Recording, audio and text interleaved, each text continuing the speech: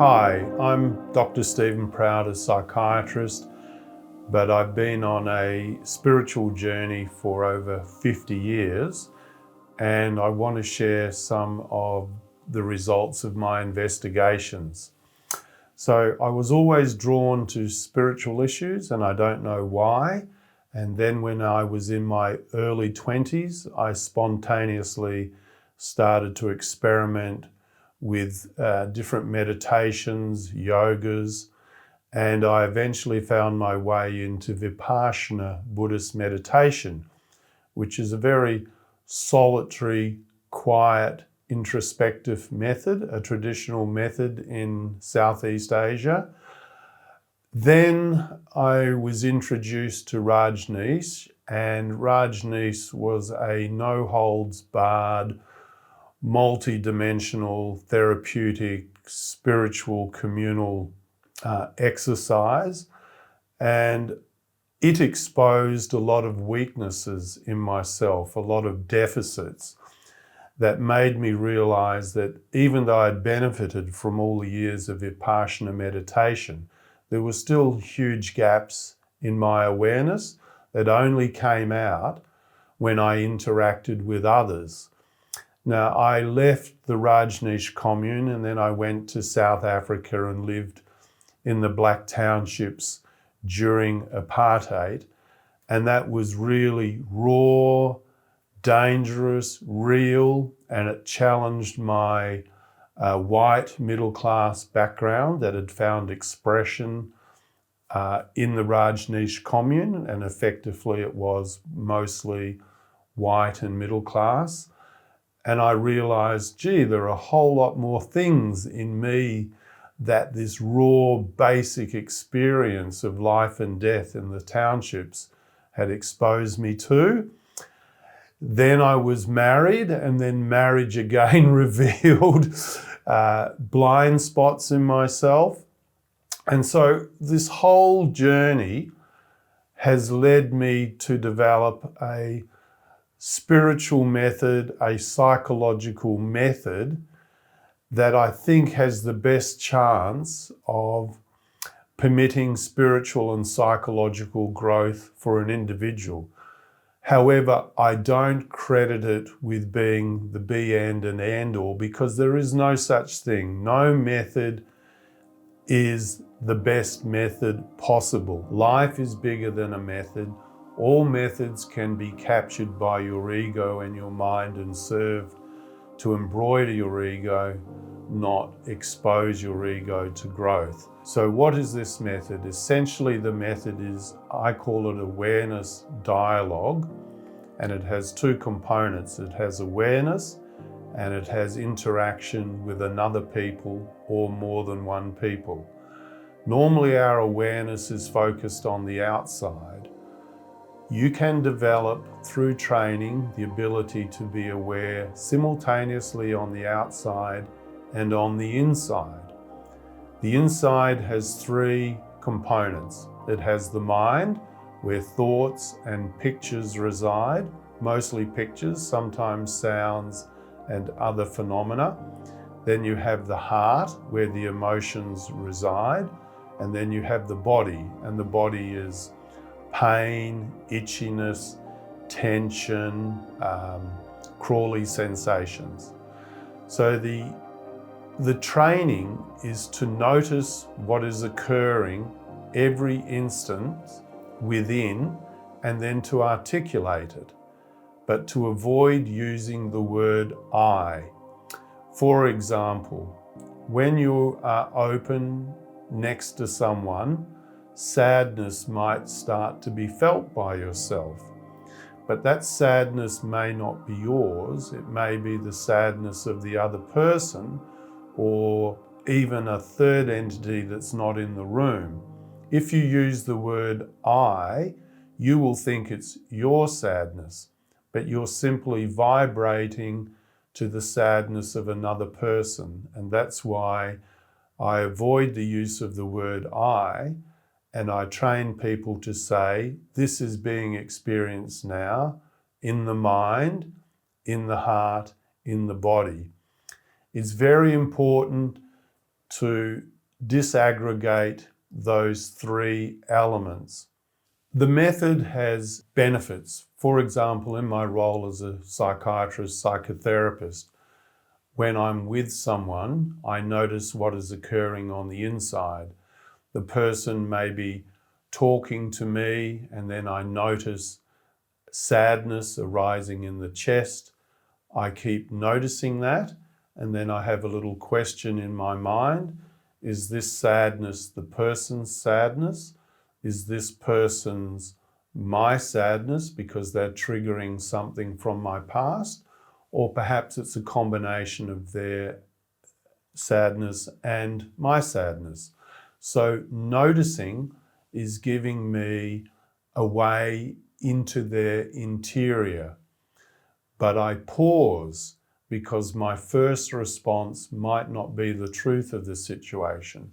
Over time, as you get more adept at knowing yourself and more adept at the method, you can pretty quickly work out whether the sadness, for example, is coming from the other person or is coming from yourself, or a combination. Continuing with that example, noticing that the sadness is occurring and you're in a state of noticing on the inside, you actually raise your vibration level. The person that you're talking to might not be aware of their sadness, but in your passive noticing and as the energy is being vibrated upwards, that sadness starts to come out of their system into their consciousness. It elicits it and creates an energy flow. So it's been very helpful in a professional way, but the same thing occurs in life, in a social situation. You might be having a great chat with someone and then you notice on the inside and you're noticing that some emotion or your legs are wanting to walk away from the conversation and you're saying, oh, that's very interesting. I wonder what's going on here. So you can get deeper into that other person, and not just the other person, but your habitual patterns of interacting with other people. For example, as a young person, I think I was trained a little bit as the eldest son to be polite to all of my relatives and everyone else.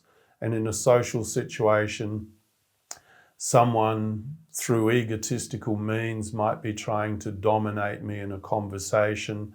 And if that little child was not noticing what was occurring, I would be there listening as being a polite person, allowing their domination to continue. But when you notice on the inside, you can notice that your body is feeling tight, the mind is starting to run around a little bit, and the heart is starting to feel a little bit irritated. So that gives you insight into what is actually occurring. Then the next step is using that knowledge. What do you do with it? Well, if you were still being the same polite child, you would do nothing, but then you're just harming yourself. If you wanted to escape your past patterns, you would notice it. And then with skillful communication, you could either get them onto a topic that was more of interest to you, or you could politely excuse yourself from their presence. Or if you were feeling particularly brave, you could actually bring that noticing into the conversation. And you could say things, look, at the moment, what is being experienced is what you're talking about is interesting, but I'm experiencing not really having space in this conversation. It's more you talking to me like in a lecture theatre. Now, this might be my issue. I'm not sure, but I thought I'd just share it with you. There's another topic that I want to talk about. The first topic was awareness dialogue, which has arisen from my background in meditation and my life experiences and noticing the blank spots that I had that were revealed through dialogue and interaction with other people. But there's another element that I would like to talk about, and I call it the etheric energy body. you don't have to worry about its name. It's just that the physical body that we have is also intimately linked to a subtle energy body. Now, normally you can't see that energy body, but sometimes you can train yourself to see it, and it's quite similar to the aura, and it just surrounds the body maybe 6 inches in length. And it's just like when you drive on a hot road and you see the air shimmering above the bitumen. That's what you see around people's bodies or around their head, and that is the etheric energy body.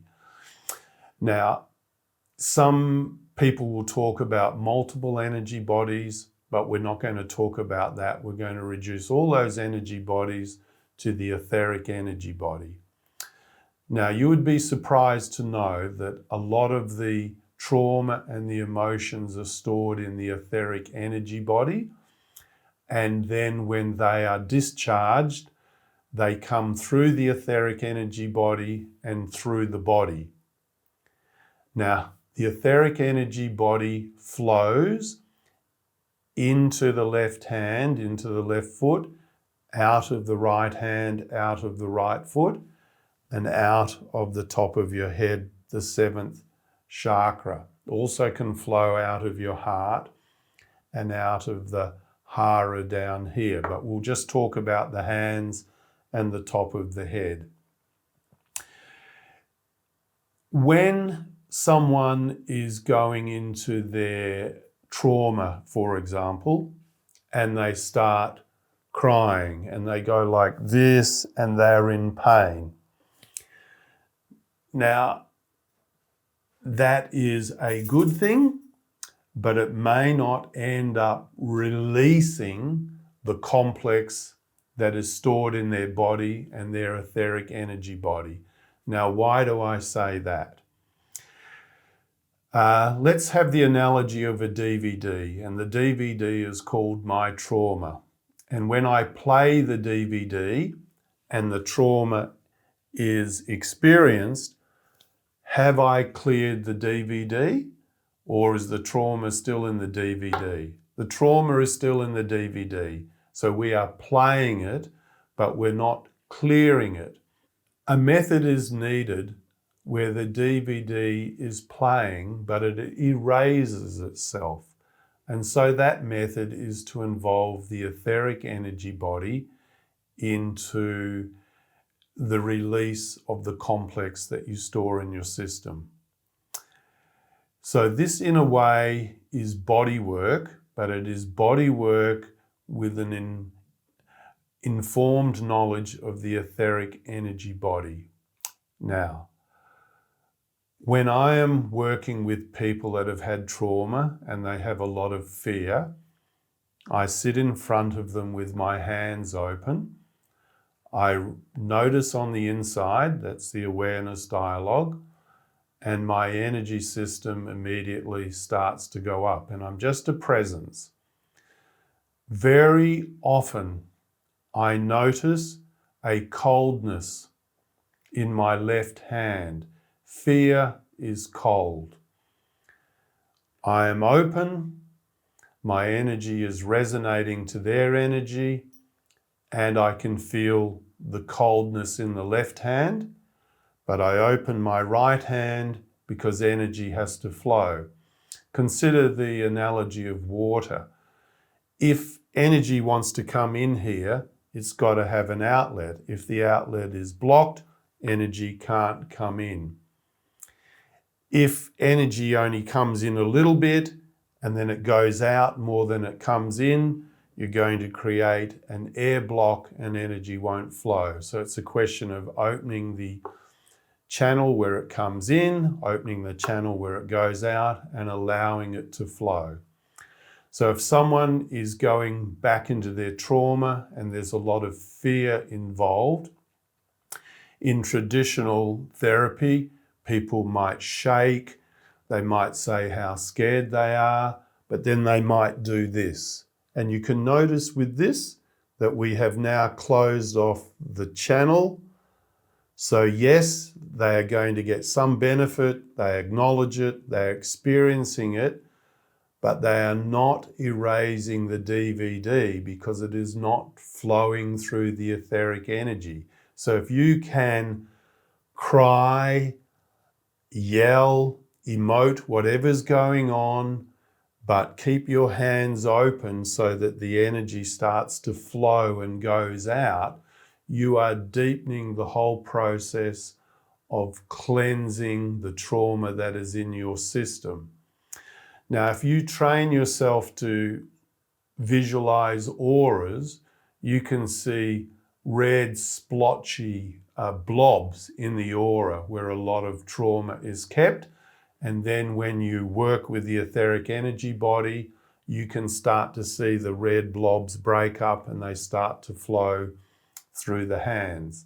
Now, this sounds rather esoteric, but it's very simple. I'm just saying normal therapy, normal work, but keeping the flow open, and then it will deepen it and it will start to purify and empty what you are holding in your system.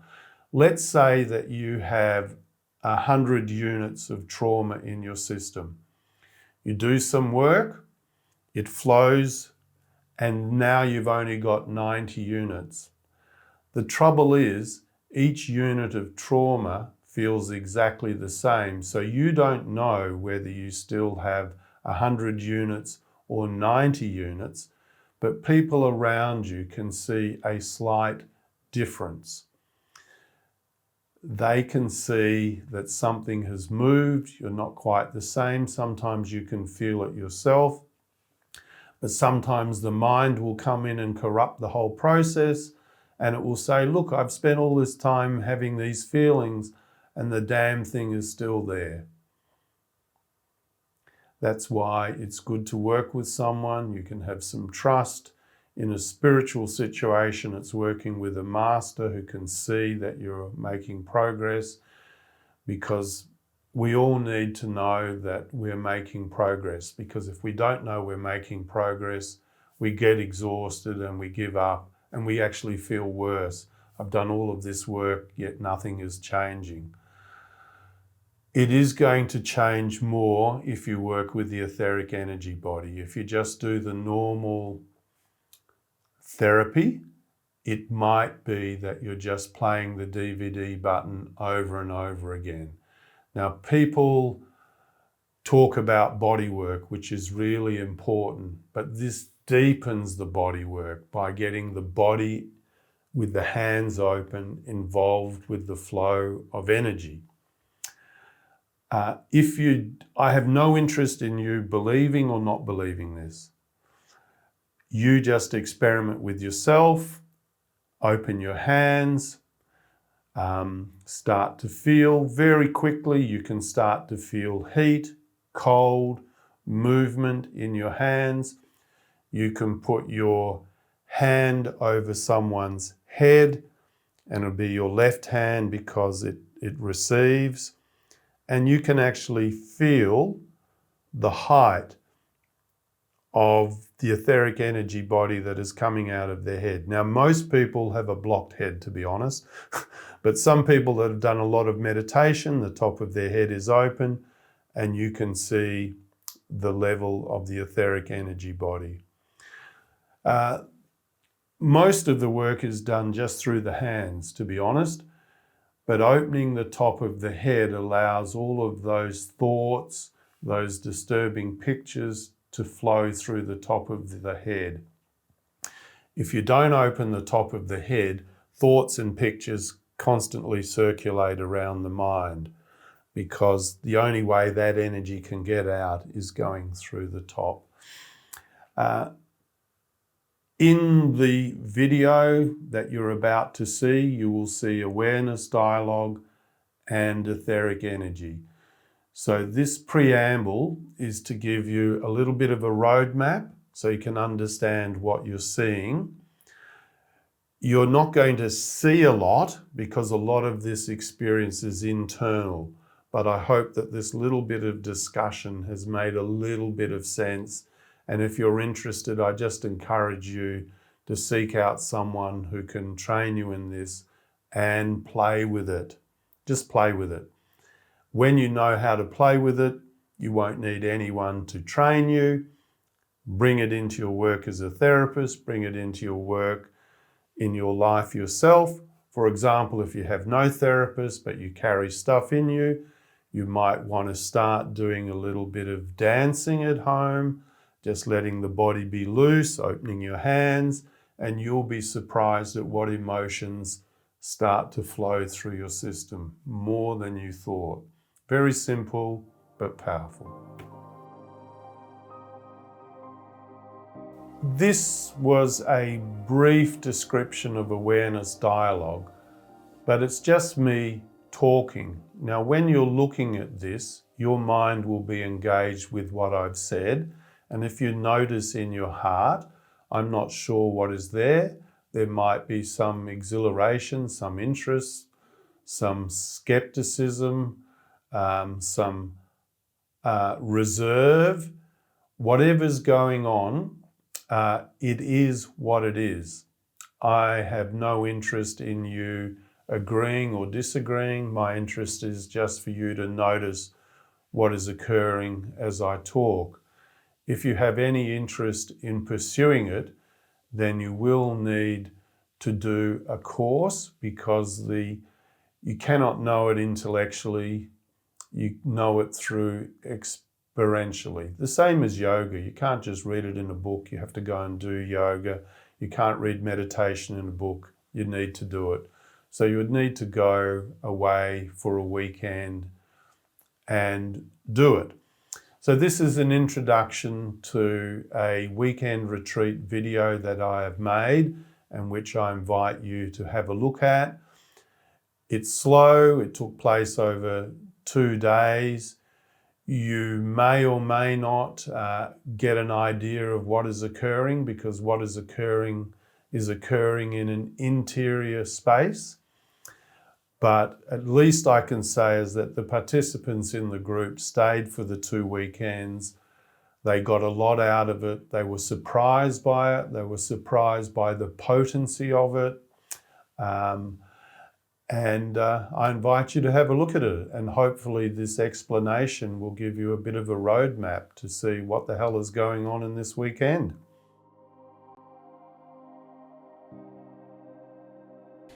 Let's recap. So awareness dialogue is a technique of noticing externally and internally every second, all of the time.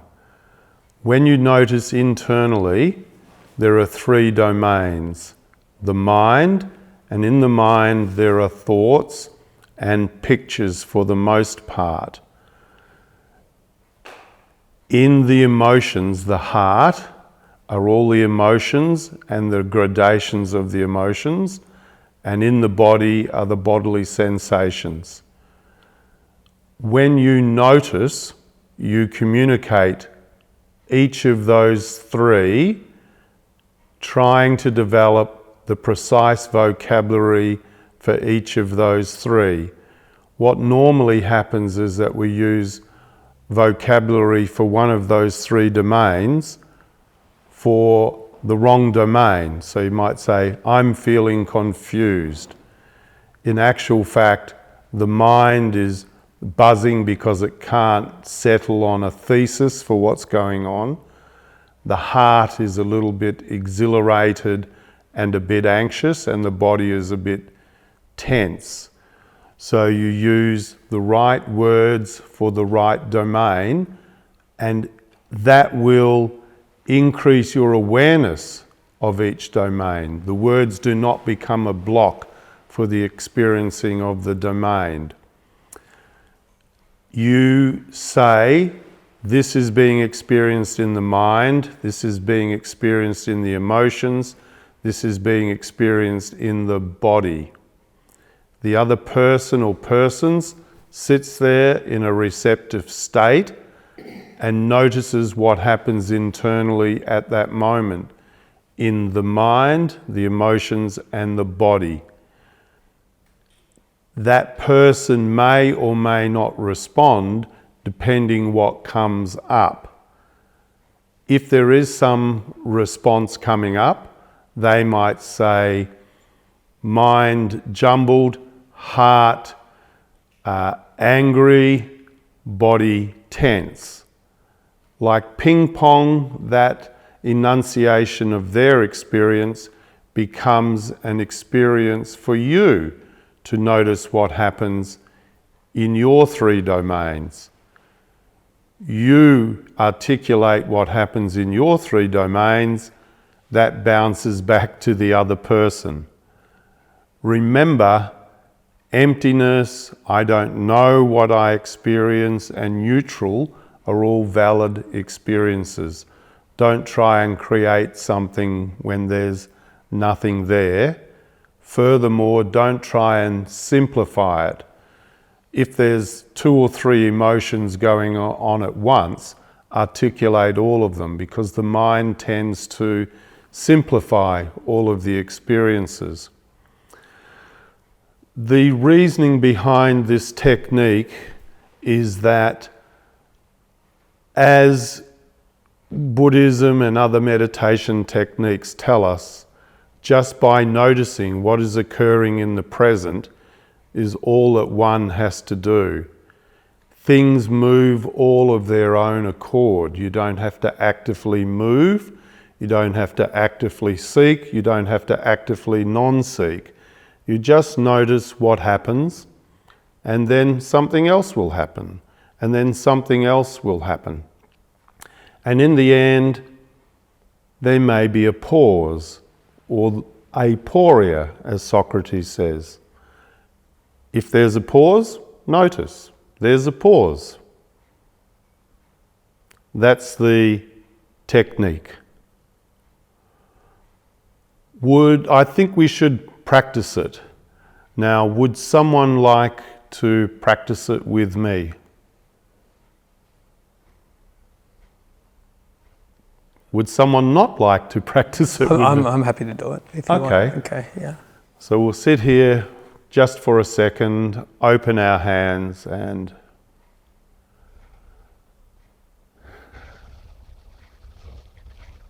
body feels open.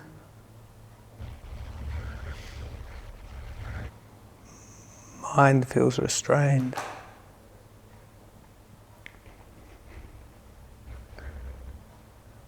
Heart's beating. Emotionally, there is a degree of anxiety.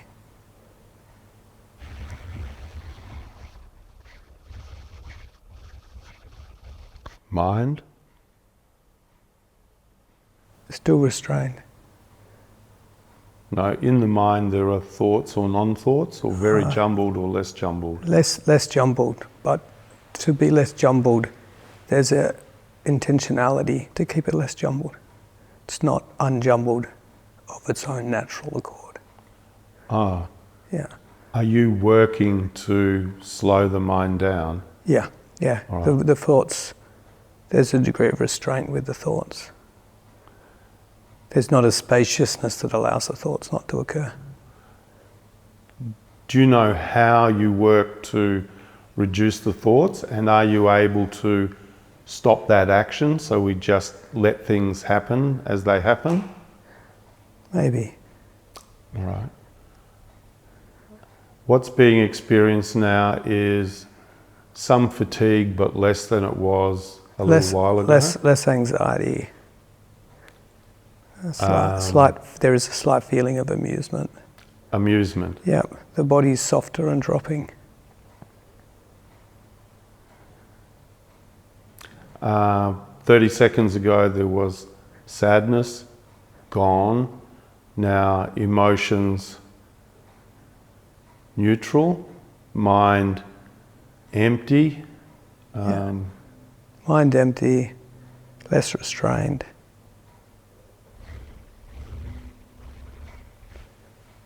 Body's open. Yep.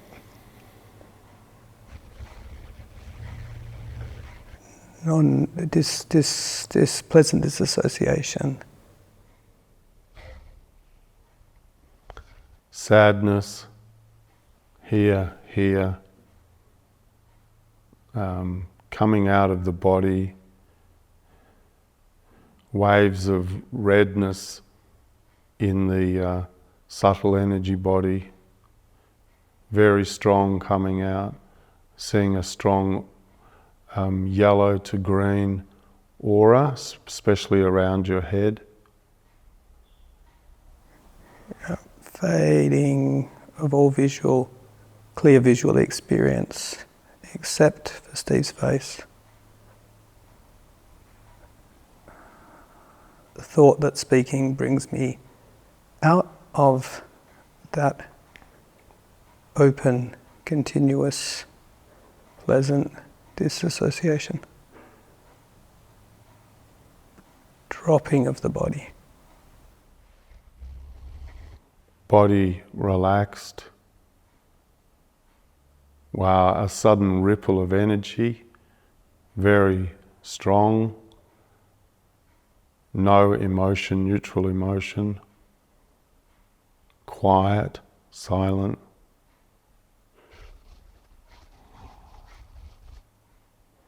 Slight tension in the tummy. Minute feeling of anxiety, very distant.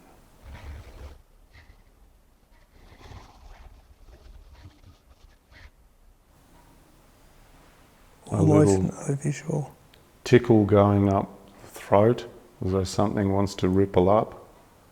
A little smile, perhaps.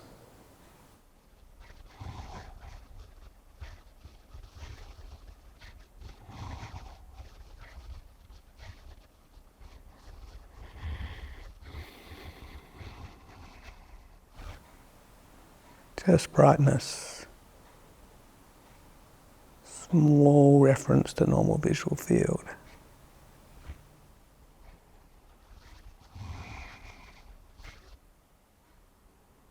Your face distorts a little bit, going to slightly someone else's face, then back to your face.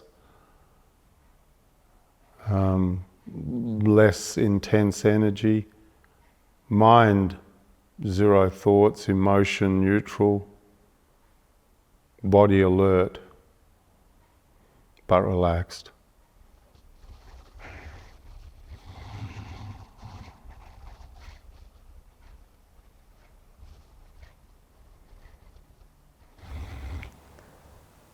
Yep, coming down and normality to the same experience.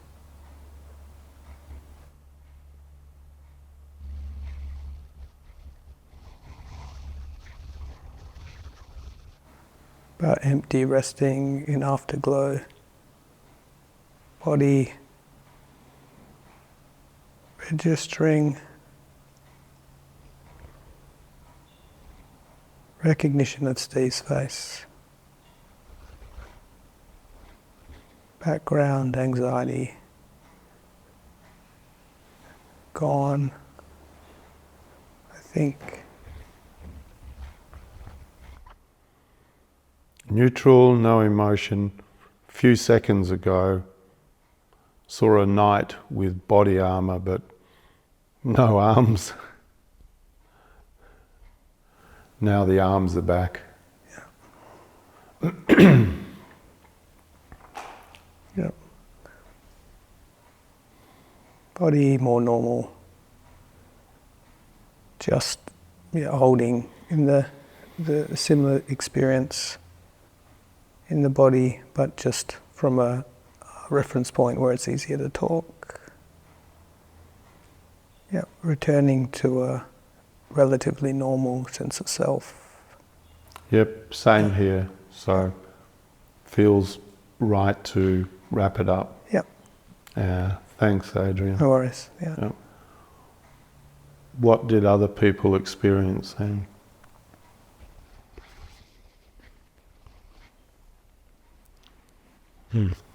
I just experienced for a few seconds you changed into somebody else that I know very well.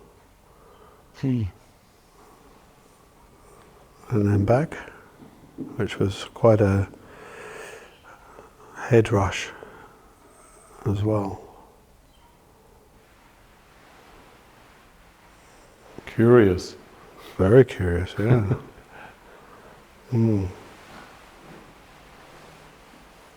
Smile. Oh, it's unnerving because it doesn't happen very often, but it's good to see the other person as well. Yeah? Oh. I got joy out of that. Oh. Anyone else? Softness. There was a real softness.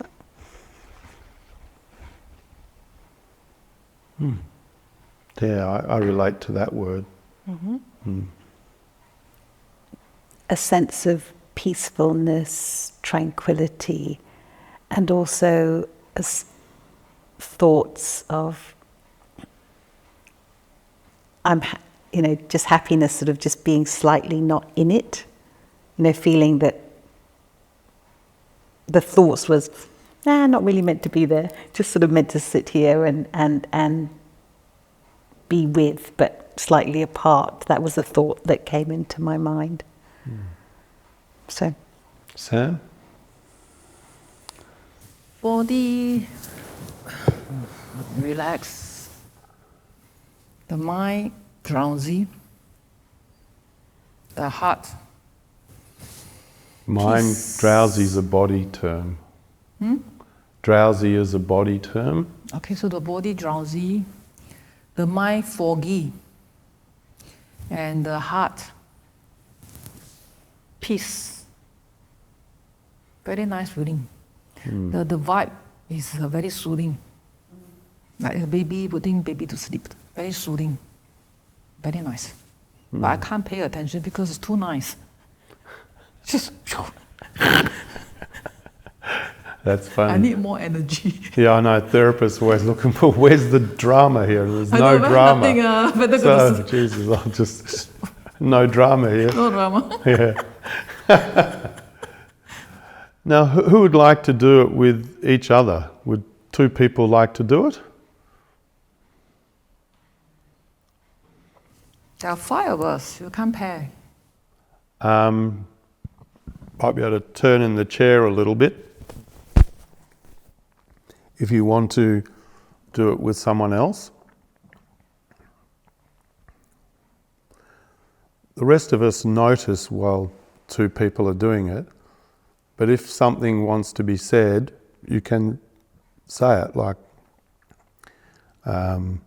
peace being experienced in the heart. So you don't have to be silent while two people are doing it. You're not trying to take over their experience, but your experience of their experience is part of their experience.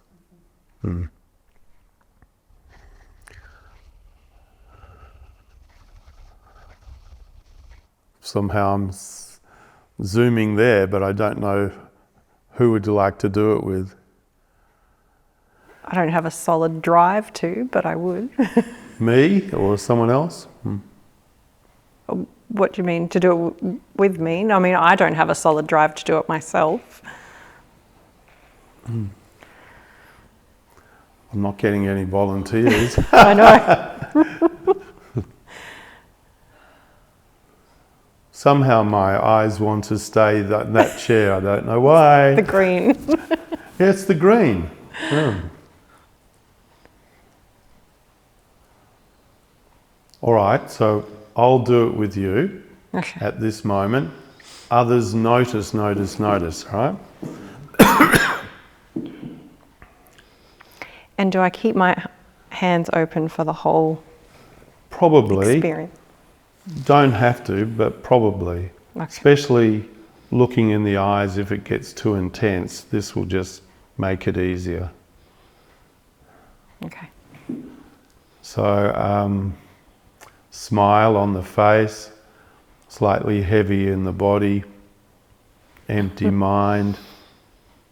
My eyes have a little sparkle over them. I'm wanting to smile, heart smiling, tummy, fat tummy that I've got.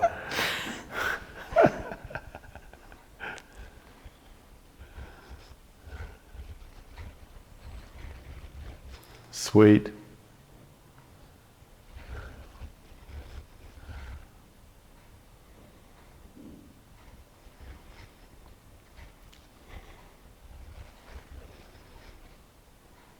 Smiling.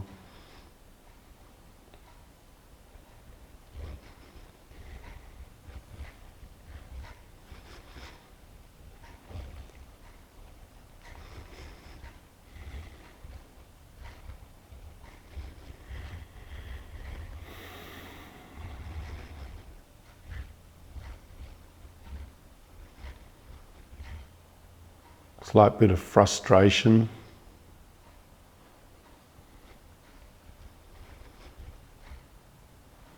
As though something wants to be said.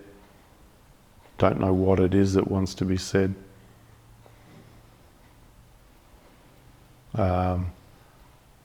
Talk to me, maybe that's what wants to be said. Okay.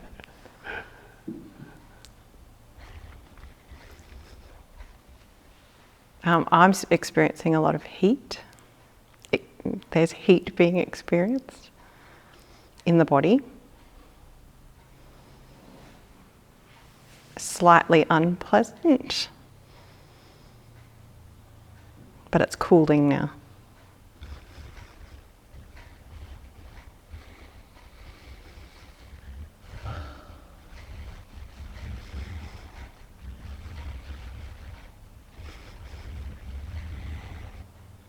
It feels almost as if there was like a playful joke, and now it's settled.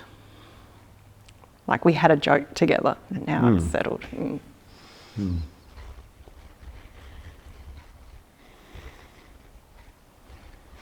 Yeah, I agree. I did experience that just before you spoke.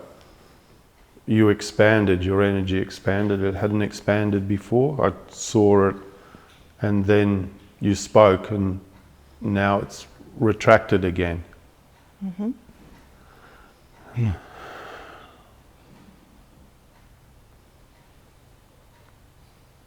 Yeah, body feels heavy but pleasant.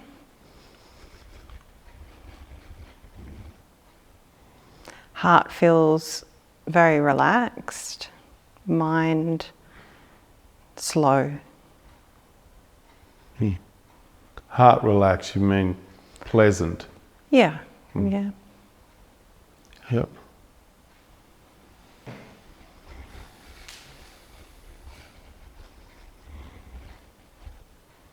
And now uncertainty, feels uncertain. Anticipating, I think.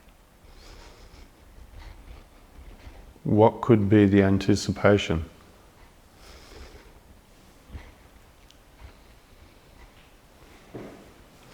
There's no thought that goes with it. It's just the heart.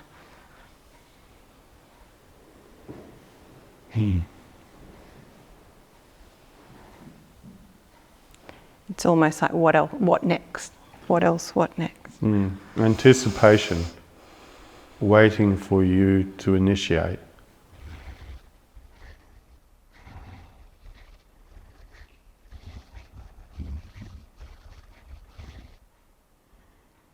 Not a strong feeling though.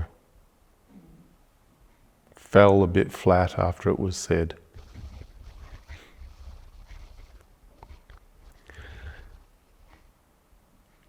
Anyone coming in? Are you fully noticing all the time while we were talking? Or were you disturbed from your own noticing and got sucked into what was going on with Simone and I? I experienced, there was frustration. There was experience of frustration towards the end.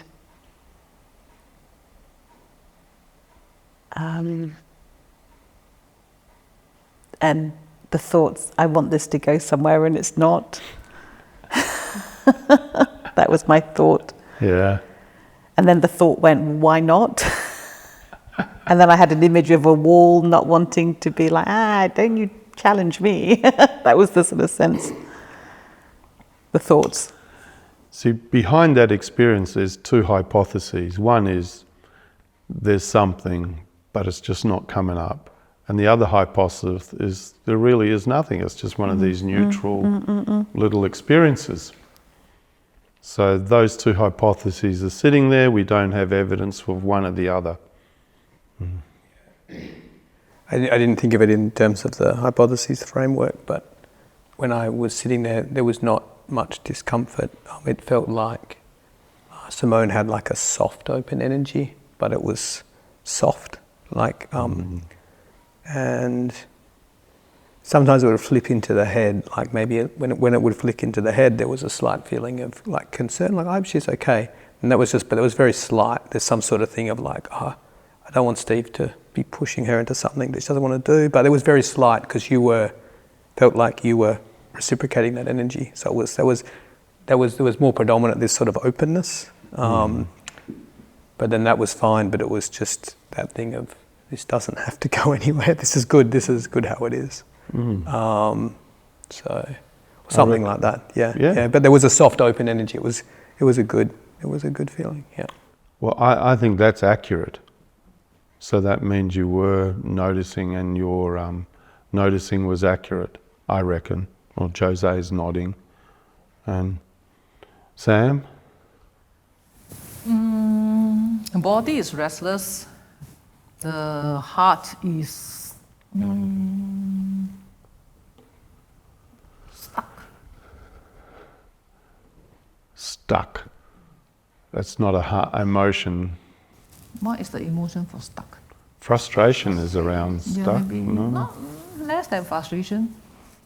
Irritated. Irritated, yeah, that's an emotion. Mine is stuck, confused. Don't know what the fuck is happening here. Don't like it. All right, then it's your turn.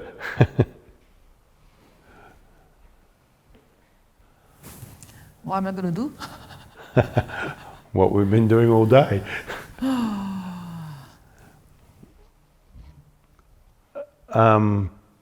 Resistance to doing it, tension. Body, heart is fear. Body is tension. The mind is quite okay, clear. Okay. So Sam said my emotion, the emotion being experienced is fear. Everyone's paying attention. Did anyone experience fear? You did? You did? No. Did you? Yeah, I might not have used the word fear, but more like just not a lack of connection or something like that. Yeah, or not. Yeah. It's hard to say. It wasn't fear because she wasn't small. If that makes sense. Fear is more like this. She was not like that so much. But I think it's an analog. I just don't want to use the word fear, but it's something like fear. Maybe the vocabulary will be something like nervous, not so much of fear. Or something like maybe The Chinese thing is we only have one word for fear. For Well, nervous. anxiety, fear, apprehension. It's one word. Yeah. But English is broken up into different stages. So when I say fear, I'm actually the nervousness. It's not so much of like. So we call it anxiety? Anxiety to me is a. Nervousness is a smaller just a little anxiety? bit, a little bit. Nervousness. Yes. Okay. But did you experience it in the emotions? Yeah. Well, that's why I think it's not the word fear didn't seem quite to capture my perception. So I think it's just a semantic thing. Yeah. Jose can capture mine because I think we are the same culture. So when I say fear straight away, she can connect. It's not so much of the type of threat. It's more like just nervousness. But the vocabulary is different. Okay. Yeah, they're close, slightly different. Yep. I no fear experience, no sadness experience, just kind of neutral, a bit like what Murray's description.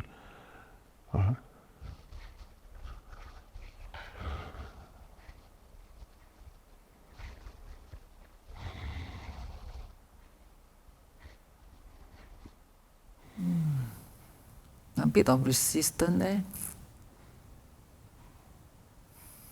Resistance, did you say? Side.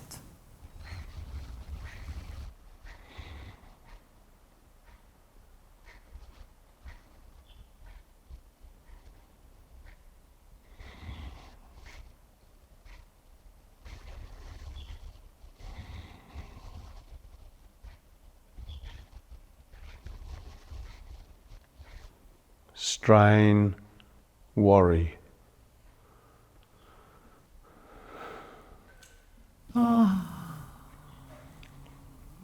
Not worry, strange. Strain.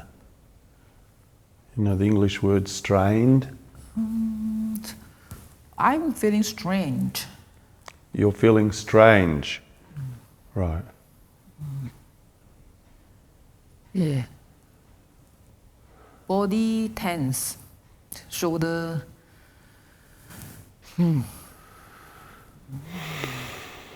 Mind is clear.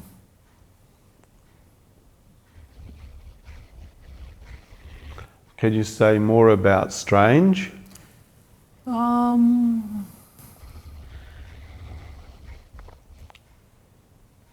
Weird, Can you say more about weird? awkward. Awkward. Right.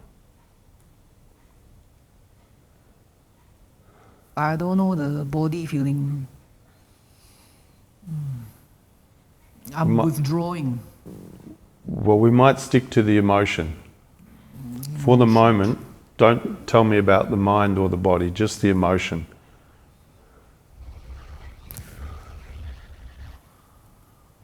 Nervousness.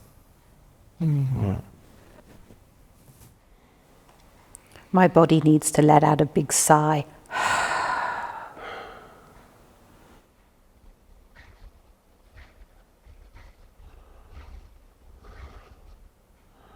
Right. A lot of heat coming out of my right hand and quite warm, slightly moist in my left hand.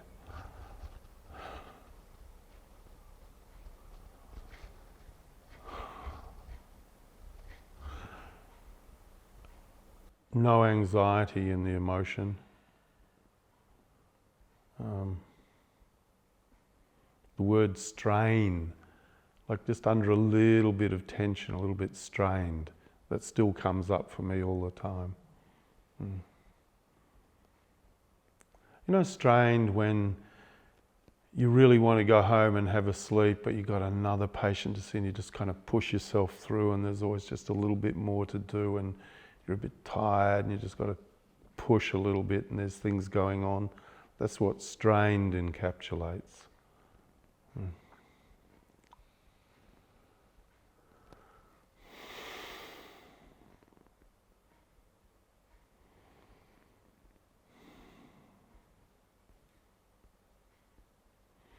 Or I've got to pay my tax, I've got to get the shopping, I'm just not 100% able to just let it go right here because there's a few little things in the background just bugging.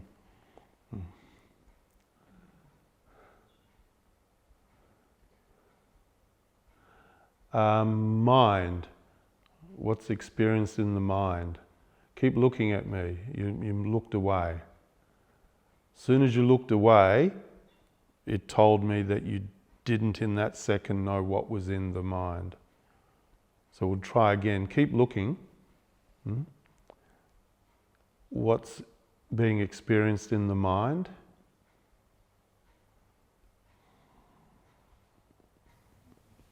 Mine is quite clear now. Right now, it's clear. Sadness.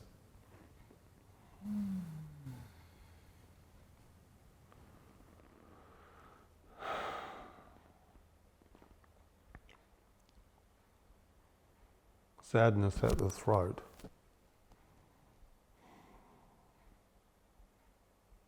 That is not my feeling. This experience at the moment, I don't know anything about it. It's just what's going on.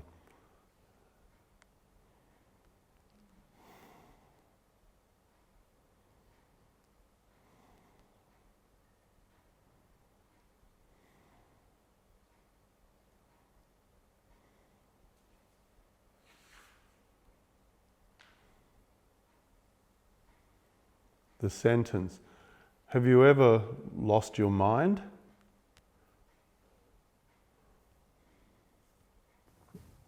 Maybe, don't know. If I lost my mind, I wouldn't know.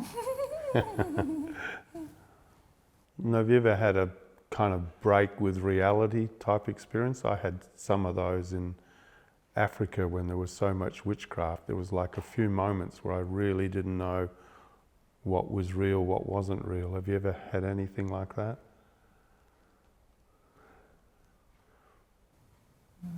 You want to talk about that? When did that happen?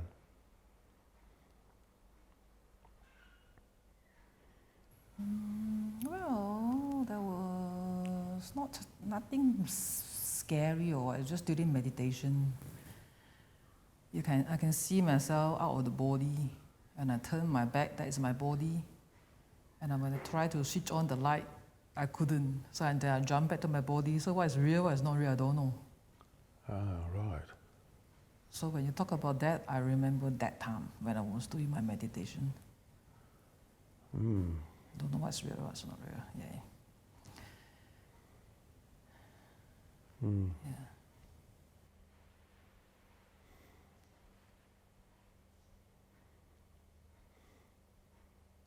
Has that affected your meditation practice since then?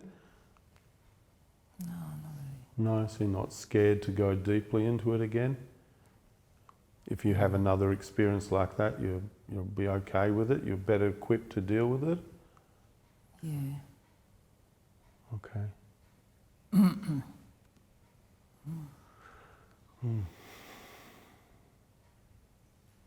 So I'm sort of like experiencing it now.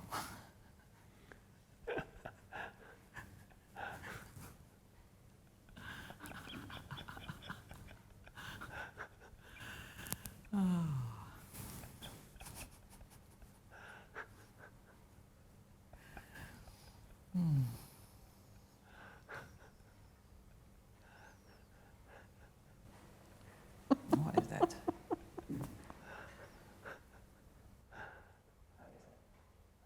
No, there was a little energy in my throat, which was a laugh.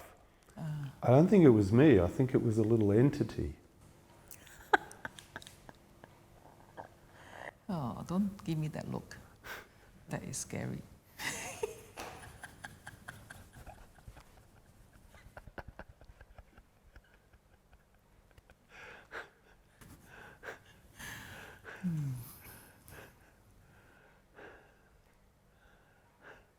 No entity now. It's Yeah. gone. Got this. Yeah.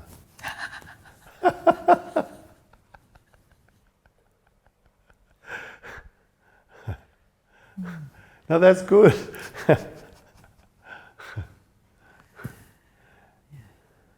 And that's good. You're maintaining really good eye contact. Yeah. Yeah, you got a great big smile. What's the emotion? Keep looking. Don't look away. Emotion. Feeling is feeling okay. I have to think about my feeling. So you're not sure. Not sure. Okay, everyone else is noticing any emotion being Yeah. experienced. Keep looking at me. Well, we'll get help from our fellow coaches. There was happiness and exuberance, and the thesis behind it was it was you as a boy. That's what was experienced. I didn't really look at Sam at the time to see. I was looking at Sam most of the time. My experience was different. I'm feeling tension, almost anger, but not anger, not overt anger, internal anger. This is me though, so I'm not willing to totally subscribe it to her. I think again I'm going into some mode of this isn't working for her. I saw discomfort of wanting it to stop. But maybe it was, so I'm not sure. So there's something there like that. Is it She's working sort of for tight. you okay with it at the Yeah. moment? Good. Good. The protective ladies on the right, what's going on? Yeah. Keep your neck up just a little bit. That's it. Yeah. There was resistance. I noticed resistance. Then the thoughts of connection, equality, and after the chuckle, the chuckle of I see your entity sort of thing, I see the, whatever, then there was that joining, connection, commonality, then equality. You say the lack thereof at the beginning? Or Resistance. And a lack of equality or commonality? No, those were the thoughts that came in afterwards. Okay, I understand. Initially Okay, it was just, I saw resistance, or the thought resistance, my body was a little bit tight. Okay. And then it was kind of like, was this a lot of humour, and then the humour connected. Yeah. And then there was that, and then there was joy and connection. Good. This might be too strong of a word, but it felt at one point like it was perhaps maybe more of a gentle taunting and anger, and then it softened into more play. I had frustration as well. This is an observation, so take it with a pinch of salt. But I had the feeling of wanting you to do it, not teach it, because you seemed to be oscillating to me between instructor and participant in the process of what you were doing. Again, like it works for me when I watch, when it's embodied. So then I even had trouble when you were describing emotions, and I know that in some ways it's a we space. I forget the word you used, but it was almost like are you describing your emotions, or are you telling her what to feel? Or then sometimes you were sort of, when you were giving clues like look at me or something like that. I get it's difficult, so I'm interested. Yeah. So what comes out of my mouth is what comes out of my mouth. Yeah. It's not prepackaged as this is a teaching. Sometimes not at all. what comes out is a teaching.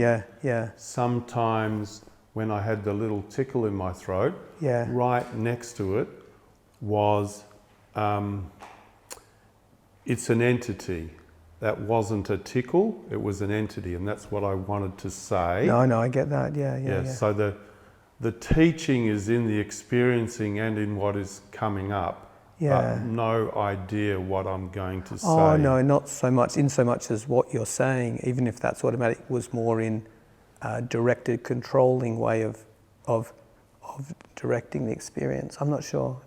Maybe I'm not being so coherent, so it's not useful.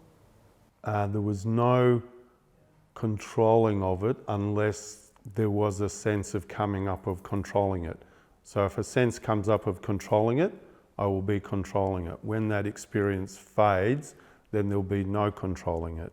So it's a rolling with what comes up, sometimes controlling, sometimes directing.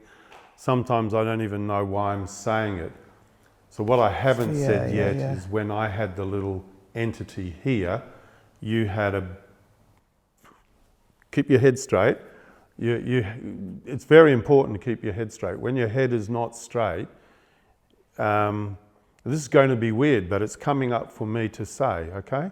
Is Taoism, they have basic Taoism, they have lots of entities. There's entities in Burma called gnats that I really saw like a laughing monkey entity in you, and I don't know why you're fighting it. It can pass through you. It doesn't mean it's there, it doesn't mean it's not there, but when you have your head off to the side, the entity stays there. When it's there and you have a great big grin, the entity, the laughing monkey entity, I don't know why I'm saying this, but I'm saying it, it sort of moves through you, and it probably gives you more power and psychic knowledge than you know. What are you experiencing now to all the weird stuff that came out of my mouth? It's interesting you saying that, because when I'm looking at you that time, I do feel it's not you, it's I'm looking at something else, you know, and it's very funny. Yeah, so I'm laughing because it's like, oh, what is this going on? Yeah, and then when you do this, you look even like totally another being there, like, yeah. Yeah, I'm also curious about when you say the sadness, because I don't feel that at all. So I'm just wondering, any one of you feeling that sadness when you feel that sadness here? Yeah, did anyone experience that? It seemed to match you. I felt that came from you. It seemed to be a legitimate way of experiencing how you were, but maybe not so much the collective space. If that makes sense. Yep. Yeah. I didn't know where it came from, if it was mine, someone else's, or just I had no idea. It was just being experienced. And I think I'm saying how I experienced it was experienced locally, not globally. Yeah. It could well be that it was something to do with me. I had no idea. Yeah. Like there was no other connections coming in. Yeah. All right.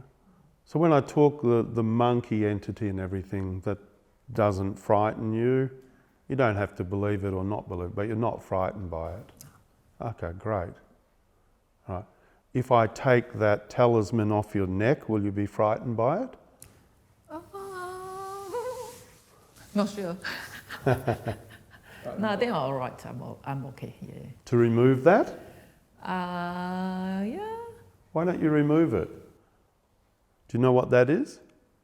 Yeah. It's her talisman for warding off evil spirits.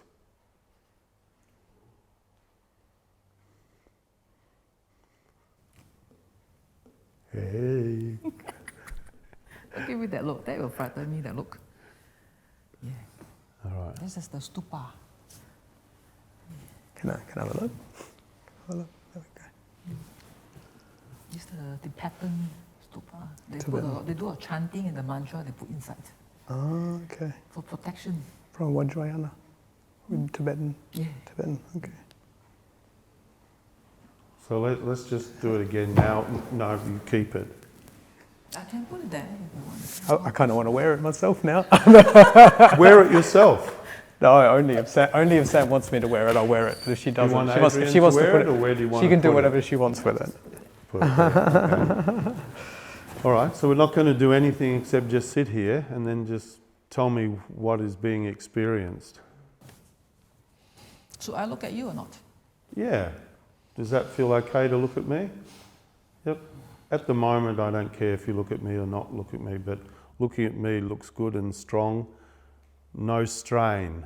I don't see any strain anymore.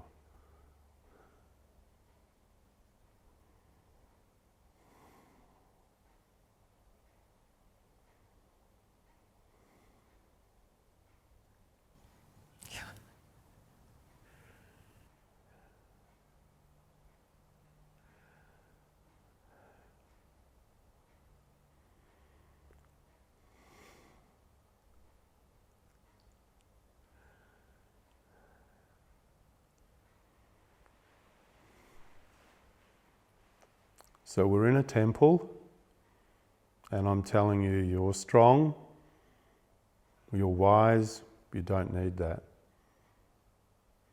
Entities can't affect you anymore. What's being experienced now?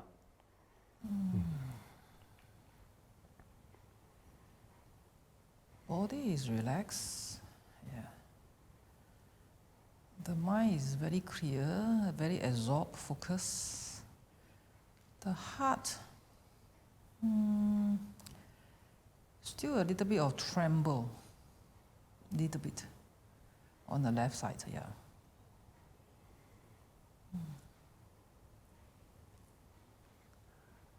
Can you say, I don't need protection anymore? Oh, I need protection. The more the merrier. So it's hard to say. Yes. Say it and just notice what you experience when you say it. Oh man, I want to tell her she doesn't have to say that so strongly. You want me to? No, Shut no, up. I'm just like, no, not at all. I really do, yeah, but that's all right. No, that's your experience. Yeah, Like, yeah, shut up, yeah, Steve. yeah. All pile in if I'm going too far. I know Sam can do. You don't need protection anymore. I am strong, I am woman. but I still do need protection as much as possible. You don't want to say it.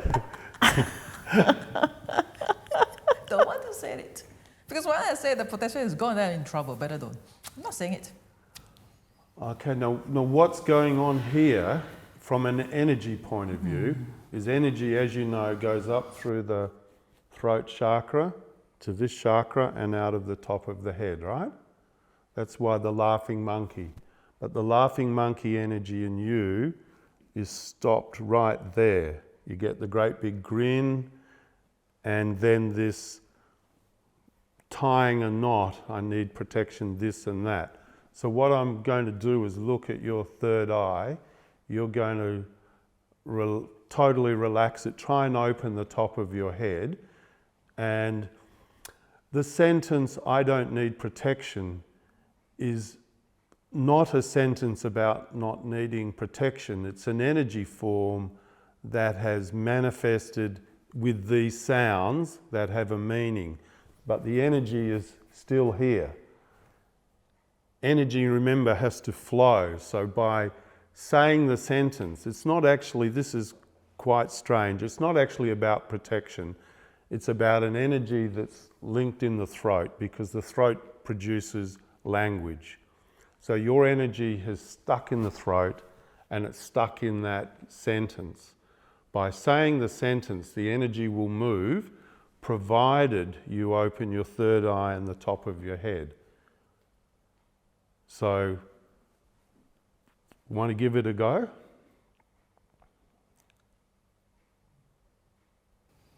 No.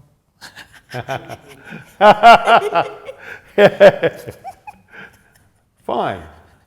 I shall turn away from you. And as I turned away, what did you experience? Awesomeness. Awesomeness. All right, yeah, give it a go. I'll come back. Let's work together. Yeah.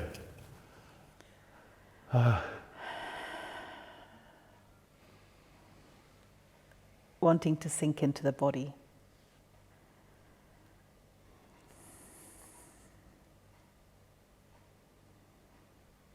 Sadness, lots of sadness. Sadness experienced.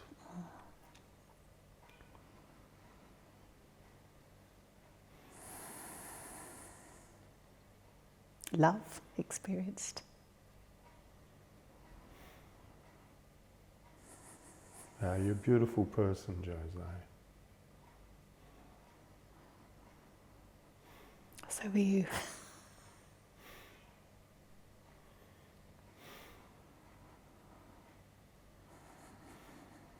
There's lots of sadness.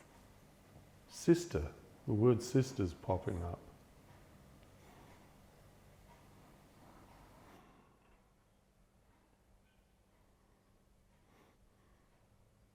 Your sister's great conversationalist, but you are prettier than her.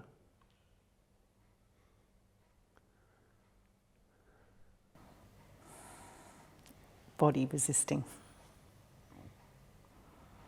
Resisting being prettier.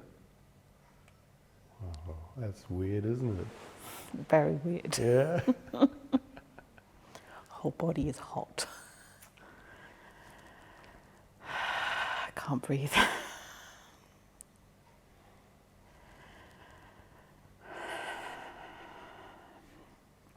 A lot of discomfort.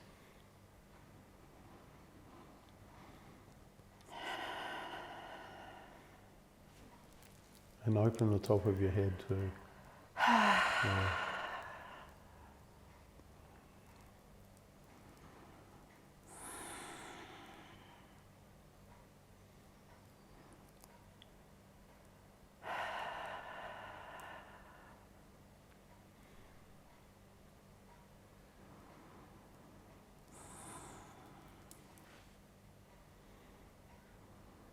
sweating. Yeah, you're red. I'm sweating. Red. Have you got some water? No, this is fine. It's okay. Heat coming off Wow, everything. My whole body fantastic. is hot. I'm sweating. One of the interesting things about you, Jose, is almost your energy doesn't follow the channel. Yeah. It's your whole body that just goes whang like that. Wow. I feel Can you pass the hot. energy Yeah, on? I'm pass hot. the energy around. Pass yeah, the let me pass parcel. it. Yeah. Good idea. Yeah. Yeah, I'm so fucking hot. I think I want some of that energy actually. I think it was good energy. It's like a hot flush. Yeah. That's better. It's going, shifting. Yeah.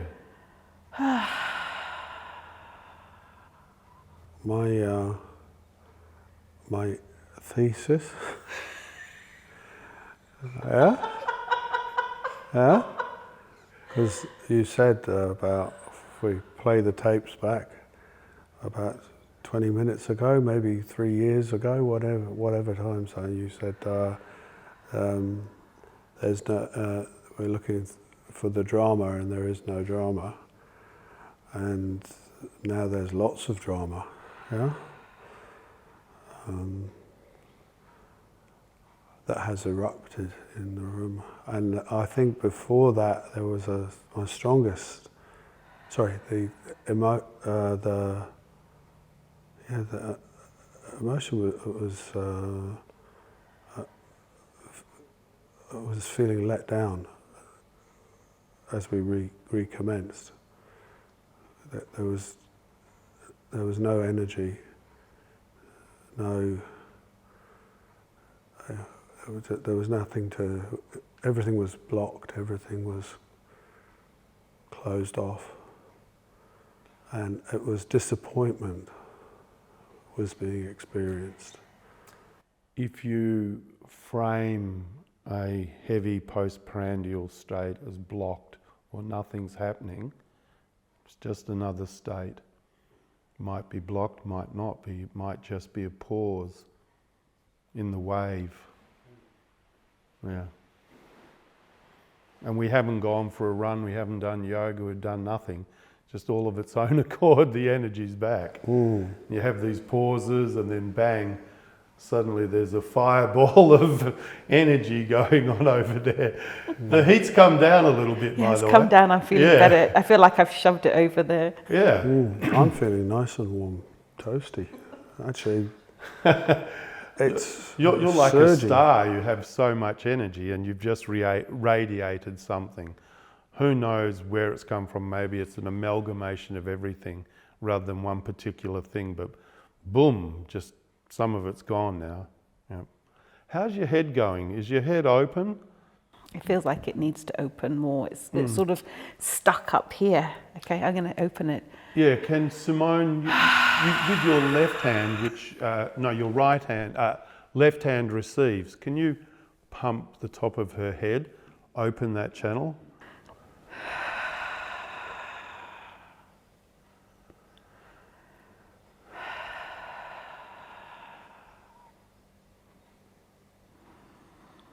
Yeah, I can see it. Can you? It's clear, so it doesn't have red in it like your body. Has a slight yellow in it, not much. Do you feel it opening, Jose? Yeah. I reckon if you kept your head open more, this huge amount of emotional energy that you always store wouldn't stay in your body as much. Because probably not enough just to go in one hand out another. Probably needs a lot to go out of your head. Yeah. You probably direct a lot out of your heart, but if you balanced it out of your head as well. All right. Haven't finished with the monkey. You knew I hadn't finished. It's still cooler than We've psychological trepanning. Yeah. Yeah, a psychological what? trepanning. What's trepanning? Drilling a hole in the head to let the spirits out. Oh, okay. An ancient art, Yeah. quite deadly, but Yeah.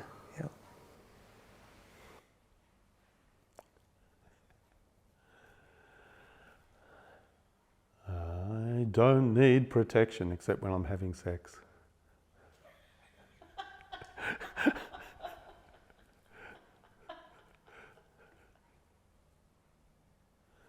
Why did I use the word sex? Is anything coming up for you when I say sex? What sex? I didn't hear that.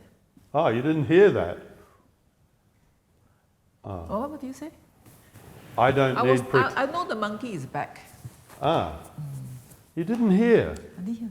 Wow, you appeared to be looking at me, but you weren't there. Yeah. Wow, you here now? I'm here now. Okay. Do you want to have another try, or you want to say no? I don't need protection. I do need protection. All right. What do you reckon? I give her a break or come back to her? He will say, give me a break. Yeah. Still give her a break? Yeah. I think it's hard. My framing is that the protection is hers. If she imaginally thinking the framing, it's part of her anyway, even from one point of view. High five. But it's hard. It's my view. That's why you guys are sitting next to each other. Perhaps. There's no random stuff here. And I'm very pro this side. And I'm going to suggest to Sam, just for 1 second, no protection, then you can bring it back. Just experience 1 second without. So Sam, remember, I've been in Africa, the home of witchcraft. I've been bewitched, I've had different things, I'm familiar with it. It's all gone out of me now. I don't need the protection. So I'm a master wizard. I can keep you safe.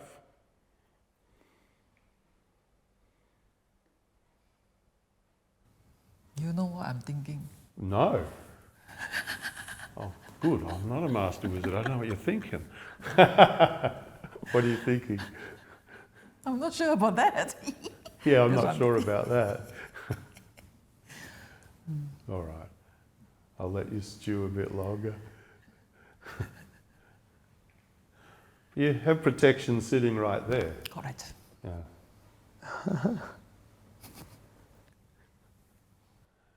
All right, we won't deal with the throat.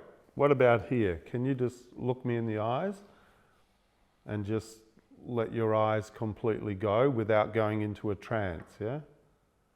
So you're maintaining your conscious witness, but everything is going to, like swirl, but you're fully conscious, the center of the cyclone.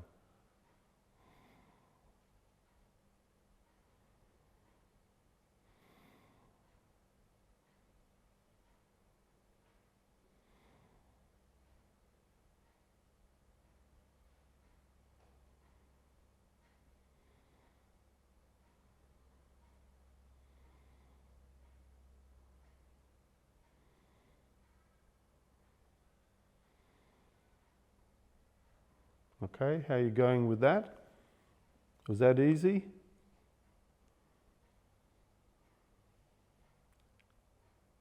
Anything to say or nothing coming up?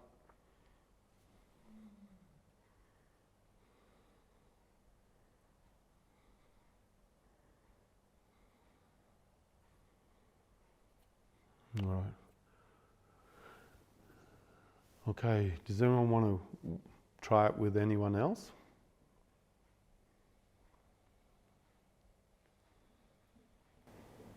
I would love, if this is appropriate, can you try it again and swap seats?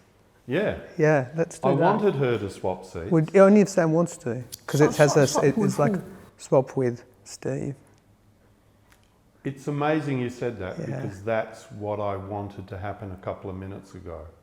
So I'm glad that you are protecting me and articulating what was in me.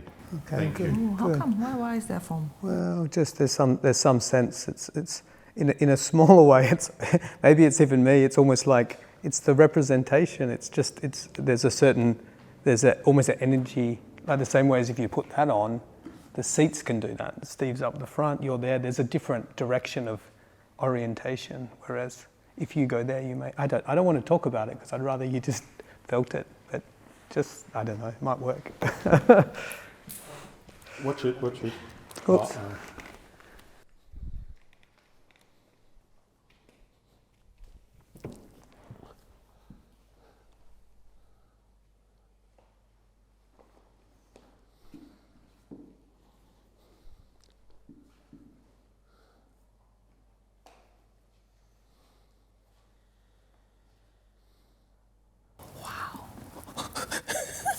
This is really hard, scary.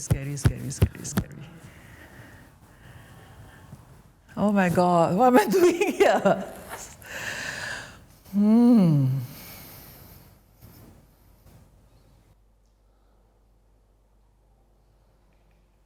What am I supposed to do?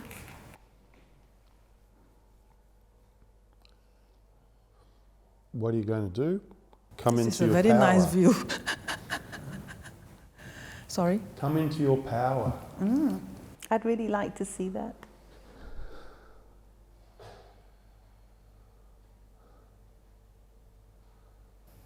This is really freaking.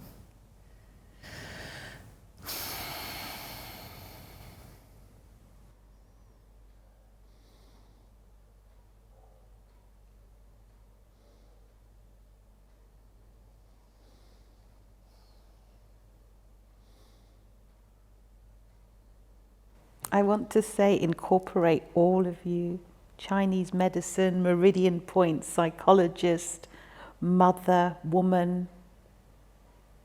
Incorporate every aspect of you into you and really feel that. That's just what I want to say. And celebrate you.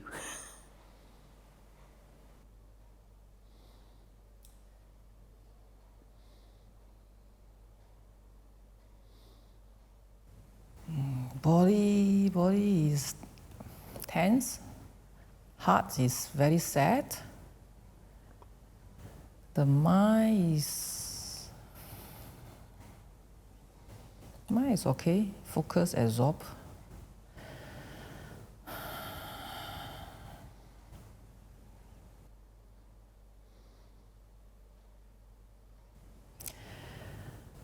Lost.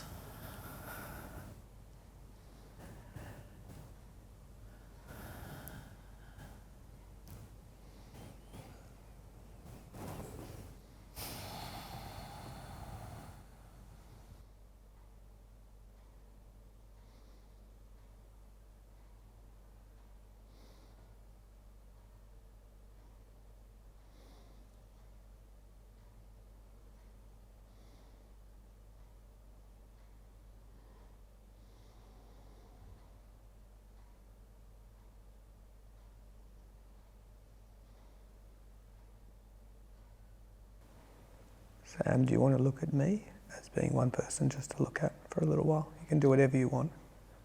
Just only if you want to. You can just choose me as the person to look at for a little bit more than a second or two, and then go from there.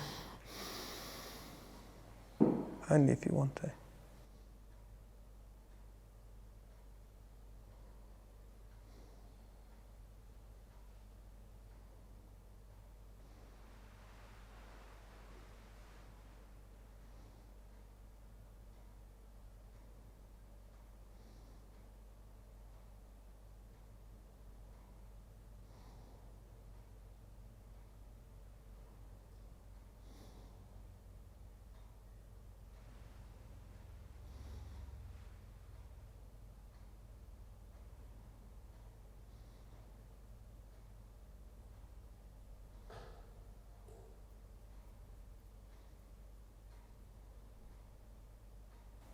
If there's anything you want to say related to what we've been doing or otherwise, you can say it, but you don't have to.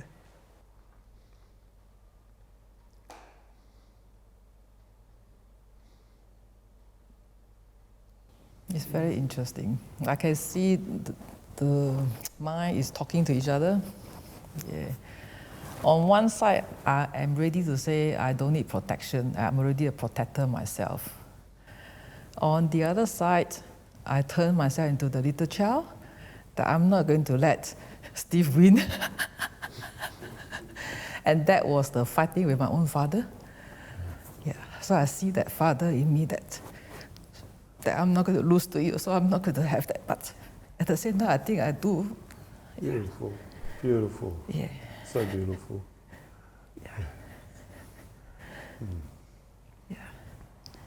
There's this very recent rebellious of me, yeah, towards my father. So when you ask me to say that, I don't want to say that because of the father figure. Yeah, but I think I'm ready. I don't need protection. I'm the protector myself. That's inside my head. Yeah. Yeah.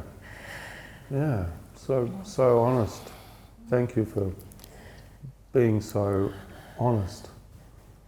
Beautiful. Yeah, the thought just came to me just. Yeah. Yeah, couldn't feel that, but it was already freaking out when I sit there. There's so many eyes, my God, that is so scary. I had an image, a picture came to my mind of a young girl finding her tribe, not knowing where her tribe was, and then finding her tribe, and then actually being asked to lead the tribe. Oh, that was the image for me. Oh, that's nice. And seeing you sitting in that spot felt very comfortable to me. Oh, beautiful. And I can see that, I don't know what is that thing around you, the energy. Like is it a halo? We call it halo? Yeah, halo. Yeah, the yellow light around, yeah. Just now, it's so nice. When I'm looking at you, yeah. Okay, thank you. I'm going back.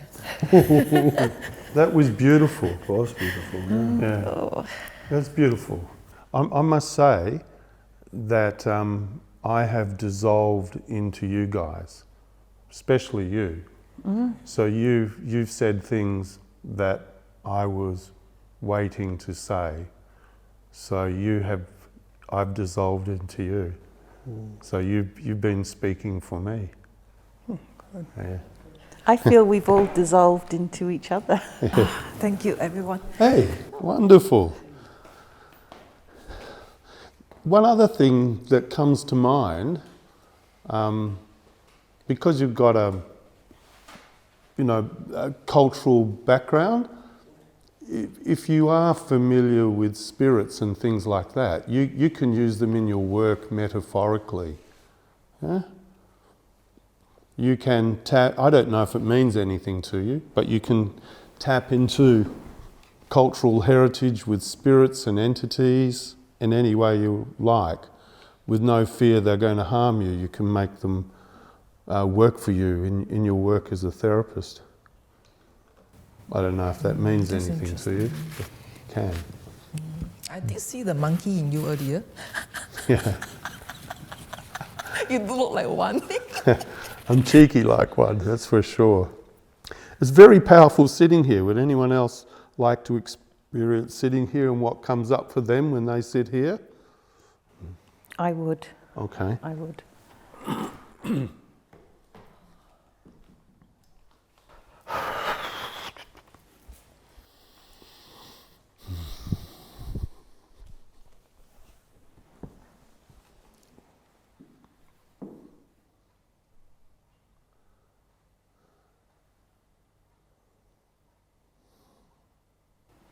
Zoning out. I can't.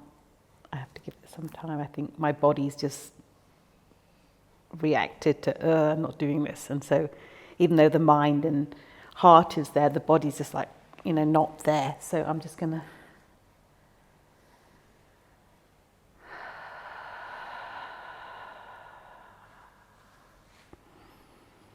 so drawn to Murray. Just sitting here looking at Murray, there's something that I feel very drawn to with Murray. And I don't know, but I just feel like I want to look at Murray.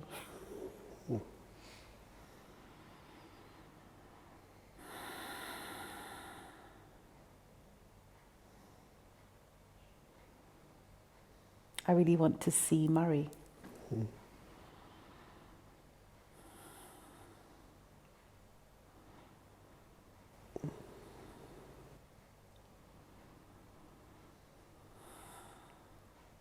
Could you talk to me?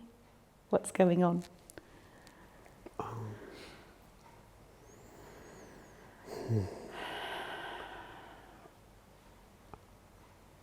I think if you're confused, confusion is being experienced.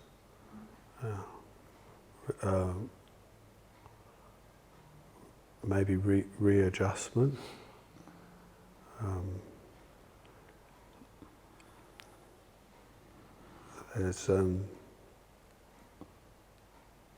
There's been more than one person in that seat. So there's acclimatizing, and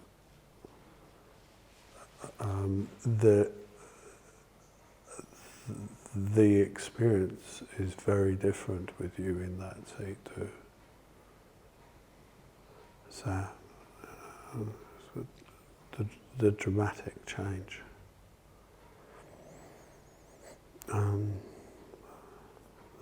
The body is relaxed.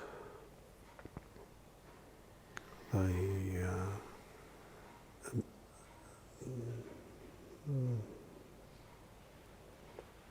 emotion is love, of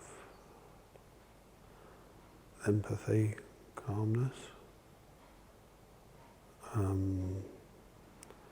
of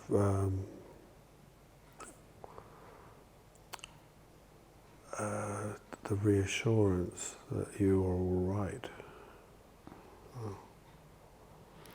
I have an image of I'm wanting you to put your head outside the door and just come back in here just with the heart.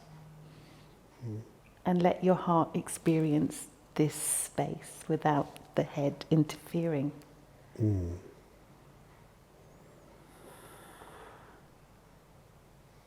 Yeah, and I think as I'm thinking about it, it is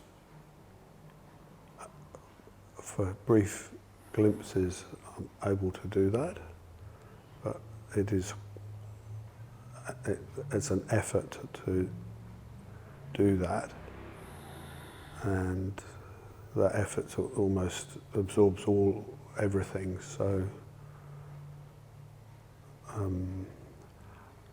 I'm not used to being there. So I'm using I a lot. So I need to spend more time in this to be able to stay in that state. If that makes sense.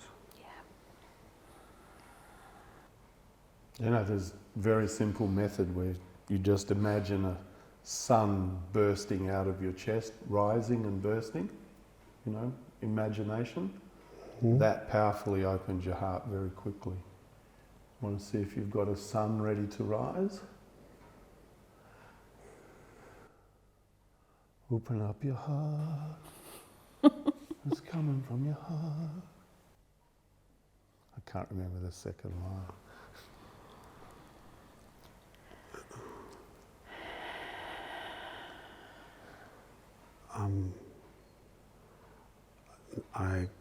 I can't feel that at the moment. What colour is it? Yellow. Yeah, that's a sun. That's a yellow. You got the colour. I've got the colour, and I've got the shock wave. Yeah. Can we all open our hands and spread the heart stuff? Let's do the connecting. I'm quite not sure how we do it. Let's connect all the... See the action you're doing? Yeah. This takes the heart out. Let's all do this. all of us. Whoa. Send Let's out take the the rays heart from out. the sun. Yeah. That's how you do it. And don't forget to smile.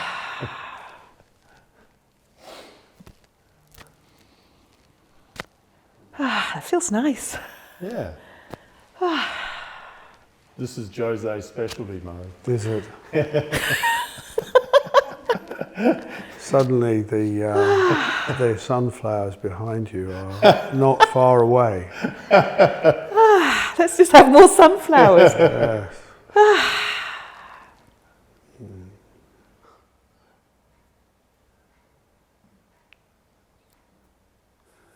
I experience you as almost the same as when you're here there. Like you had almost a feeling of power, and Jose feels egalitarian there and here. Not power Yep. or not power, just Jose. It didn't change for me in the experience. I think you said something similar. Or did you feel her as guru sitting in the chair, or powerful, or just Jose? Just Jose, not guru. Yeah, it's not the. It's a different power. She's still herself, but she like occupies the seat well. Like she's comfortable and good, but it's like she's the matriarchal power. It's different. It's different power. Yeah. You're doing. Yeah, it's just I don't know. Heart power. Something like that, but it's not. You're not. It's not. Yeah. Yeah. Power without force. I think we should all experience this Yeah, space. It's so nice. Who wants the chair next? I should go. Yeah, come try. I've got the thing. Okay.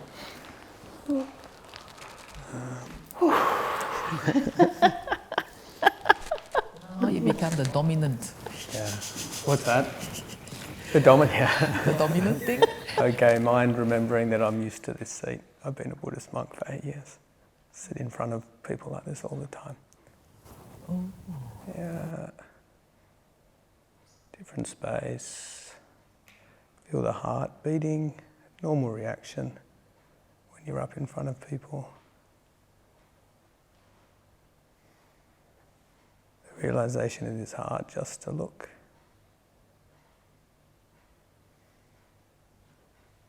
Thinking, seeing the practice of staring at another person.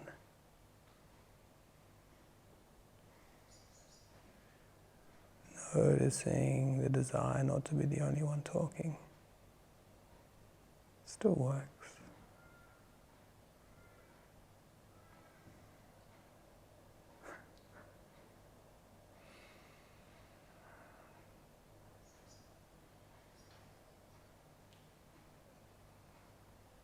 See the oscillation between some sense that maybe you're here to guide the group or be guided,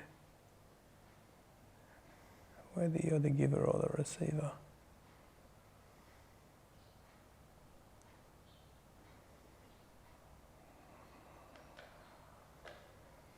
It's nice to melt between the two.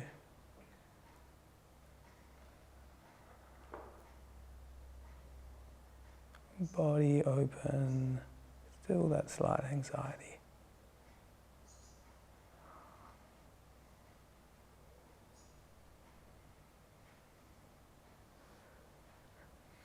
Reminded of the feeling of making the body open. Yeah. Noticing the change.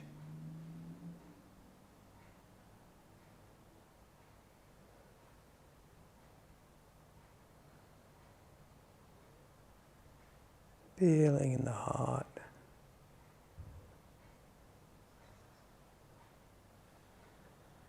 Opening. Thought not to close the eyes.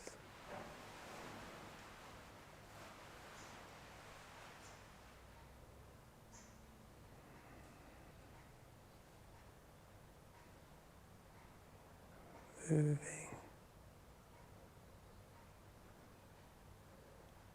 Saying, Steve, Noting feels like his energy is moving from sadness to smile.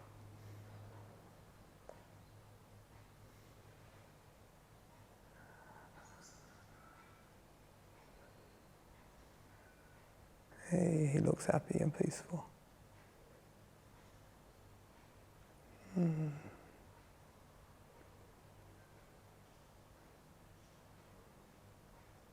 Just wanting, if anyone wants to say anything to me, to invite that in any way. No need to talk. Yeah, I wouldn't mind being less intense and less like a halfway between me and you. I wouldn't mind being like that. Take that as a compliment. Thank you.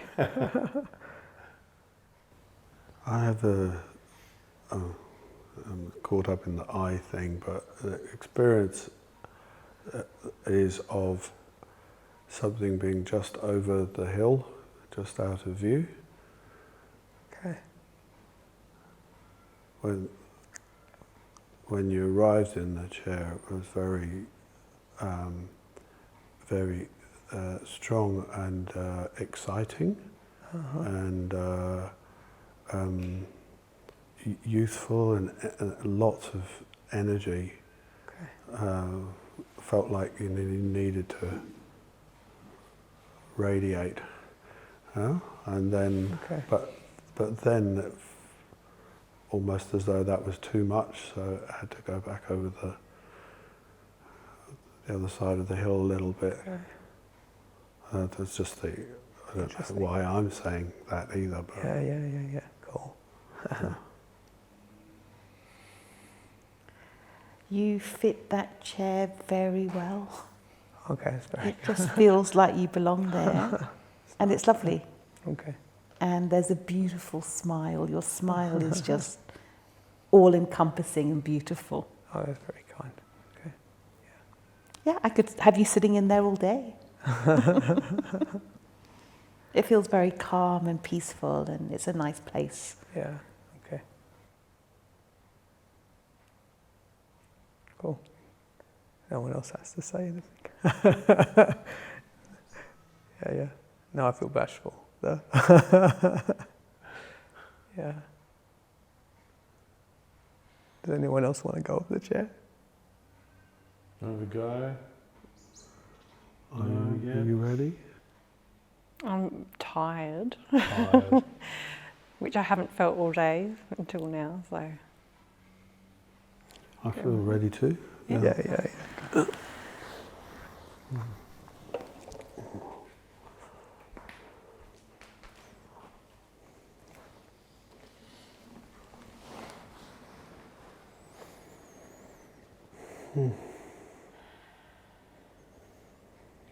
I very much feel you should be here now.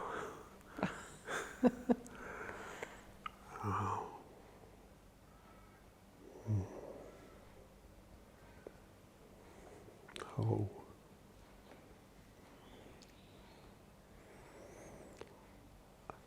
You do feel, sorry, there's an experience of you being quite different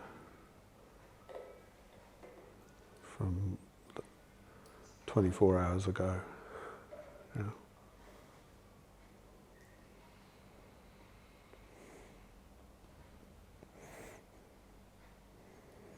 Yeah, and I just get love coming very strongly, very strongly.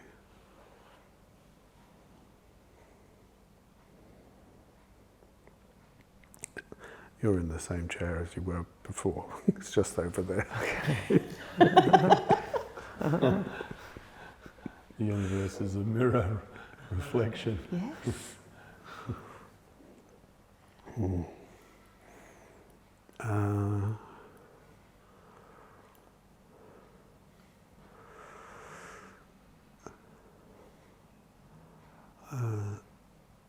A sense of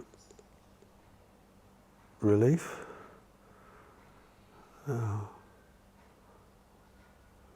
Not entirely comfortable, but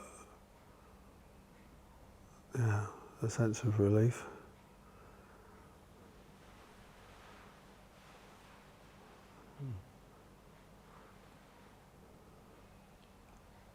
A sense of ready to be back here.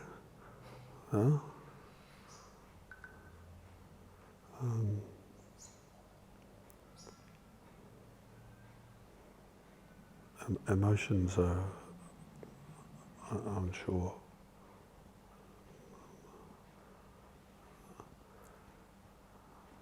Happy, actually. Happy.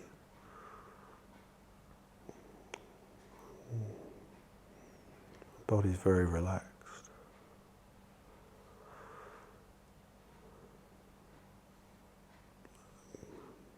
Head is clear, although I don't know anything.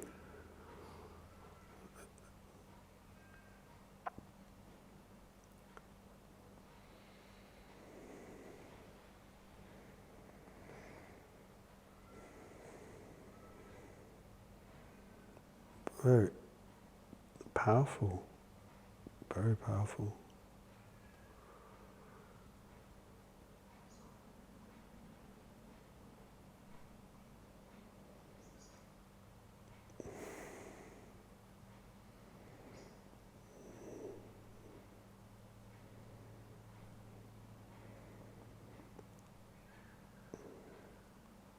And penetrating.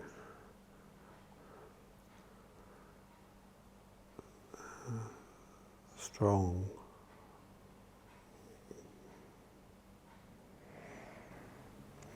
So heart opening. Just in myself, just commenting.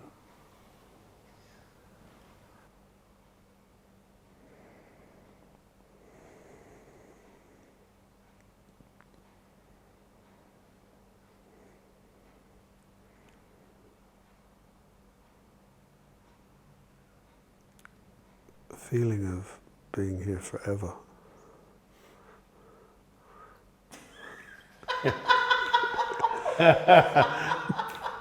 That is true, but I will ask you to leave. It's true that the chair absolutely suits you, and you know it's your rightful chair in a way. But I am going to ask you to leave. And because you asked so nicely, I am going to accede to your request.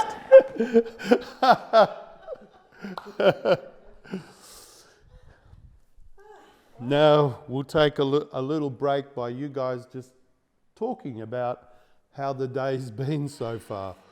What have you learned? What haven't you learned? What have been some of the curiosities? Just have a chat. Doesn't have to be directed through me, direct through yourself. Like, you know, you're all having a natter about the day. Have a natter. My mind was so busy at the start. I noticed how busy, la la la la la la la, all over the place. And it's just so relaxing when this thing shuts up. You know, and we're just using the whole body. Every part of me is involved in interaction, and it's just peaceful. To have this thing shut up for a bit, I love it.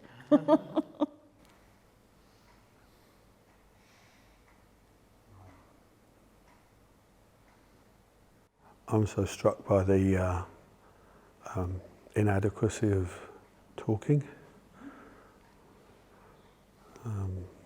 to convey, to express. I'm also shocked by the uncomfortableness of this chair. I told you. Yeah, I'm not surprised. Yeah, this is not a. I told you. This is not a comfortable chair. Oh my God, it keeps your back Yesterday, straight. I love jumped out of it. I was like, Oh. it's so straight. Sit in the discomfort. It's good for you. Yeah. So have you guys got a hang of it? Is there anything to get a hang of? Is it just outside your mind? Is there confusion, big questions? Has it been exhilarating? Has it opened a door you didn't know was there, even though it's still murky? Been any negatives? Like feeling of sludge or disrespect, any negatives, any positives, any clarity.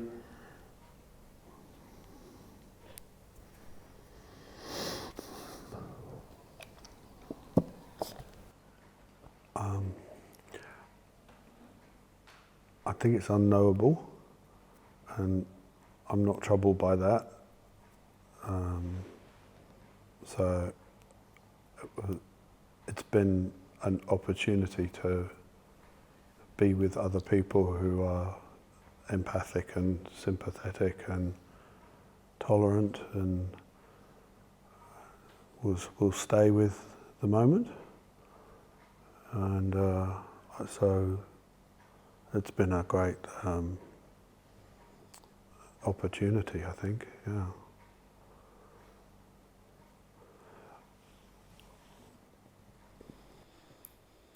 I feel like I'm enjoying just marinating in it at the moment and looking forward to seeing how, as I interact over the coming days, whether it's with clients or anyone, how it might feel subtly different. The level of being present that we've sort of been focusing on today. Yeah, I'm finding it hard to put words to. I feel like, if any, I feel like I'm just seeping in it, and I won't know how it's seeped in until I kind of watch over the coming days and weeks. But I think it will come forward in how I sit with. I'm thinking at the moment specifically with clients, but also others. Mm-hmm.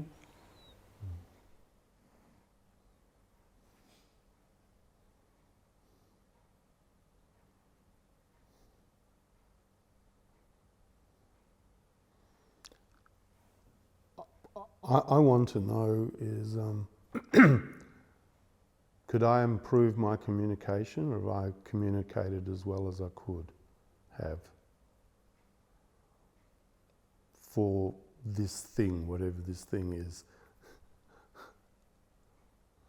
I mean, I guess you don't know unless you came back another weekend and I communicated in a different way and then compared them. It's hard to know, but I thought it seems to work when you embody it and do it. Like that was, I mean, certainly when I was like, that's what I think, Steve. And yeah, and it's interesting as well because it seems to be you're setting up a structure, a framework, a setting, causes and conditions that will lead to something. Like I can see how easily it can lead to the sort of expansive, everything's one taste kind of feeling, like, you know, the pleasant disassociation. It's a silly word for something that's has a lot of gravity. But then other things can happen because then I can see other sort of tunnels where it goes down an examination of emotions. The first thing I'm talking about is almost a meditative state. And the second one would be the type of therapeutic state that all of you would be more familiar with than me. But you know, when you have some sort of release and recognition of emotions and things like that. Does that make sense? I'm just saying that in so much that there's lots of manifestations that can come from this set and setting and the set of instructions, but it seems so instructive when you're doing it. And then I'm like, that's what he's talking about. Does that make sense? Certainly when I was like, okay, I think I understand. Does that make sense? That was your aha moment when... Yeah. I'm like, okay, I can just do this then. Yeah. Yeah. If that makes sense. Yeah, it doesn't fall into a category. It's in a kind of a spiritual, therapeutic space. You know, I wouldn't put it into one category or another, but they two are deeply interpenetrating. Yeah. I've enjoyed the instruction around the continual instruction throughout today around noticing where you're directing our attention to go to. So I think with that happening constantly throughout today has been something that's been going on through the process. I've been noticing where my attention's going to differently than just say 6 hours ago when we started. Yeah. And we're talking at the moment, but if I asked the heart, is the heart basically, the emotion is basically settled, content at the moment? Yeah. Very much so. Okay. So that, the heart's content. The mind, of course, it's interesting. What doors does it go down to? It goes here and there, but the heart is content. And what about you? You had a big one today. How are you? I'm good. I'm just grateful to everyone for being so supportive. Yeah. I'm not very good with words. Just appreciative, and my body is doing well. My mind is okay. My heart is a bit not sure. No vocabulary so far.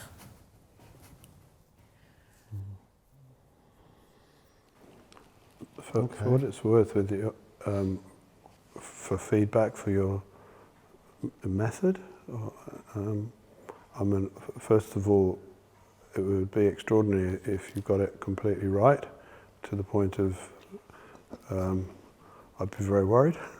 Yeah? It can't be all right, I don't think. But I remember it as a limited analogy, of course, very superficial in comparison with what you're doing, but when I was training in EMDR, I went to EMDR training level 1, and it was very programming, very structured, and you adhere to the 12 steps of getting there, or whatever it is, 18, and you follow the procedure. And then level 2 was unlearn all of that, because to actually deal with more complex things, you can't stick to that structure. So it informs you. You always got it there to return to if you need to, but it's not actually what you need to operate. So I thought you described things. You gave some coordinates, some orientation for the space that you wanted to highlight, and then you went into that next phase, which was actually allowing, or we were able to go into it, and then that structure actually fades. The more it fades away, the better you can do, probably. Yeah. The better. No, the more you might appreciate it. Yeah. If there was more time, you might be able to, step 1, practice step 1. What are the 3 domains? Day 2, practice the energy, and then get to increasing complexity, because also in those first 2 days, there's unspoken connection and trust being developed, and which allows things to happen a bit more. So I selected you guys because you were all advanced, and I thought, well, we're going to have 1 day, maybe 2 at the max. Let's see if we throw it in. It's going to be like, you're either going to drown or swim, because we haven't got long, but you guys have done a lot of background in your own way. See how you go. But it probably is better, more systematic, a bit more time, things building on each other, practice the steps a bit.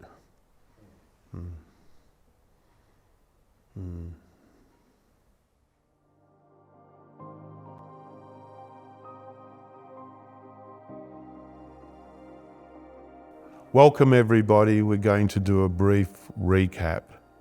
So the brief recap is awareness dialogue is a technique of noticing internally all of the time. And it's noticing in a relaxed way, but it's noticing the 3 domains that are to be noticed. 1 domain is the mind. The phenomena of the mind are thoughts and pictures. Don't get too tangled up with the content of the thoughts, but they can be interesting. It's more about whether there are thoughts, whether they're jumbled, or whether they're grasping or coalescing, or whether there's emptiness. Emotions.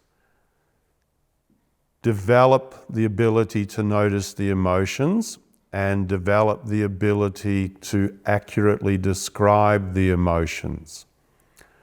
Sometimes there are 2 or 3 emotions creeping around together. Avoid the tendency of the mind to oversimplify what is being noticed.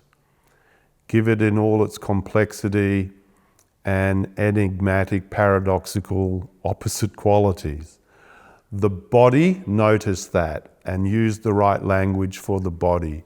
Words like relaxed, tense, itchy, pain, they are body words. Emotional words are exhilaration, excitement, anticipation, anger, sadness. Notice all the time and communicate.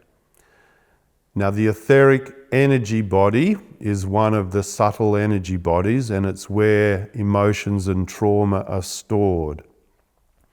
If you can integrate working with the etheric energy body with your meditation and with your therapy, you will make it more powerful.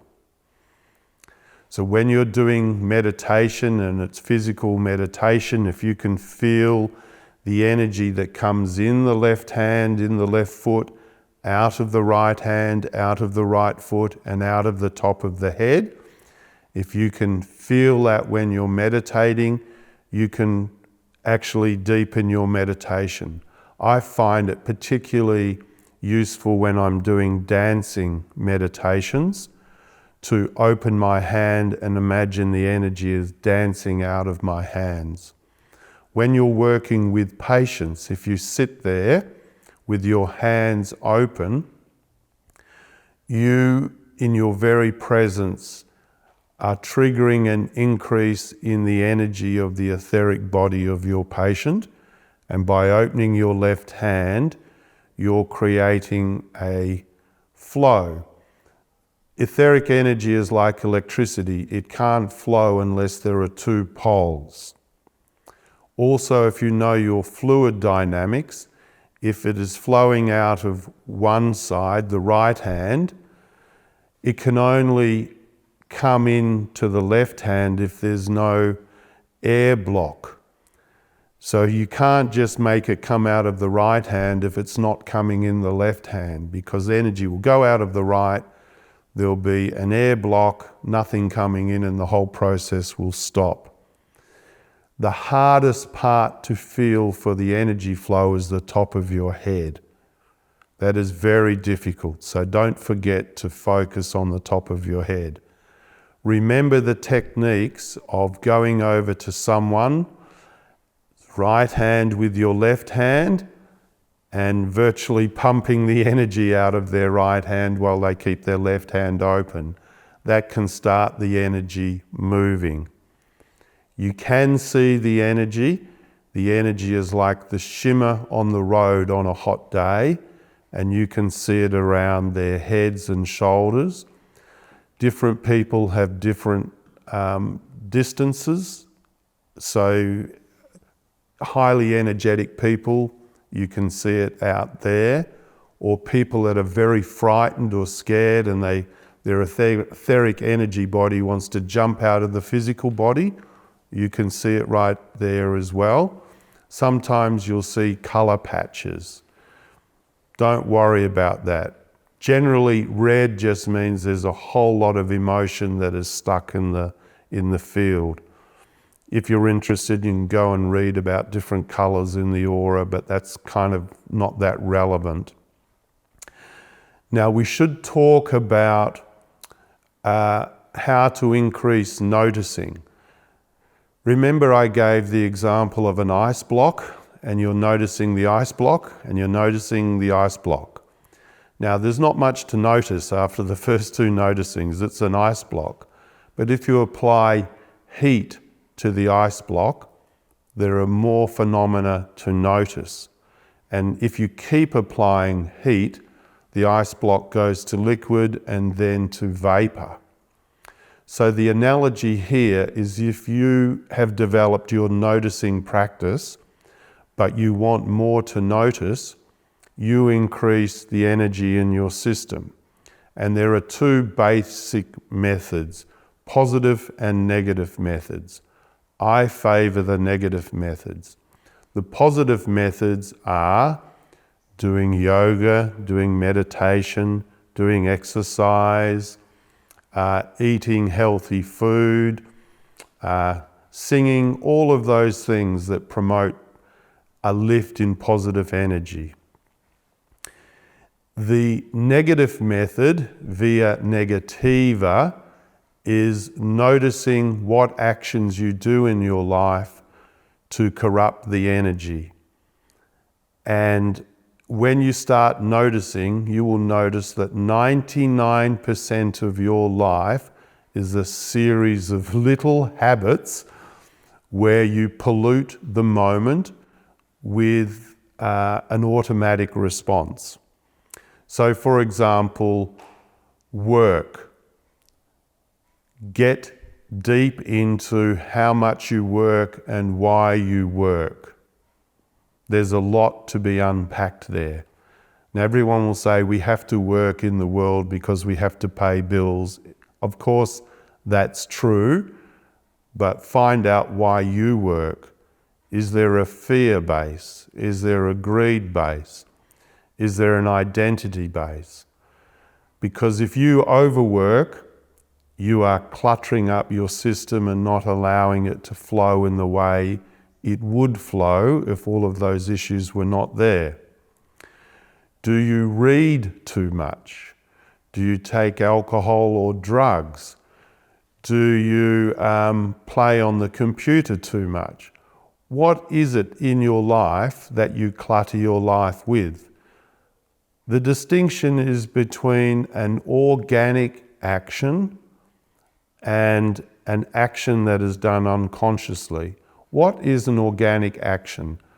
An organic action is that which arises spontaneously from you, that is not part of your pre-programmed, automatic, unconscious responses. When I turned 50 and I left medicine for 2 years and lived in the bush to write books, I also said I was going to meditate intensely. I did that for a little while. Then I had an insight that meditation was my way of cluttering up the absolute freedom of an unprogrammed space, and I had no idea what would emerge organically if I didn't meditate. And what did occur when I stopped meditating was a complete confusion. Had no idea what to do any second. I had no idea what was organic and what was pre-planned. Did I really want to make a cup of tea? Did I really want to go for a walk? Did I really want to read? I had no idea. It's so deeply programmed, it's quite difficult to eliminate. But I would invite you to do that, because ultimately, positive activities, unless they lead to clarity about your negative activities, generate no lasting benefit. All you're doing is putting something nice on an edifice that hasn't been changed. And when you stop doing something nice, the edifice is still there. I experienced that in the Rajneesh commune. We were expert at activities that generated incredible bliss. And when you felt the bliss, the mind automatically assumed that you were becoming very wise and clear and clever and enlightened. The commune did not do a lot of basic work on things from your childhood or greeds, hurts, fears. So the feelings were so amazing that you forgot that in the basement there were these things that hadn't been sorted out. And I've seen many people 50 years on, they usually live in Fremantle, and all the bliss that was there in the Rajneesh commune has kind of disappeared. Very, very, very ordinary people, because they hadn't balanced that with this. So keep in balance. So we'll come back to awareness dialogue. So you've noticed. You've been trained to speak so that you can get the right vocabulary, because then that increases the precision of your noticing. That's all clear? Everyone's got that idea? The beauty of this spiritual therapy meditation technique is that you don't have to do it in a room, you don't have to do it by yourself. It's encouraged to do it in every instance of your life as you walk around, as you interact. Just notice. When you're around people, notice what goes on internally for you. Now let's talk about that actual noticing, and I'll give you a couple of examples.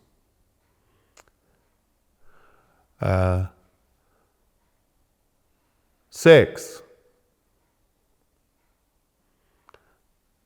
is a word, but it has energy associated with that word. As the word was spoken, did you notice a ripple in the mind, heart, and body?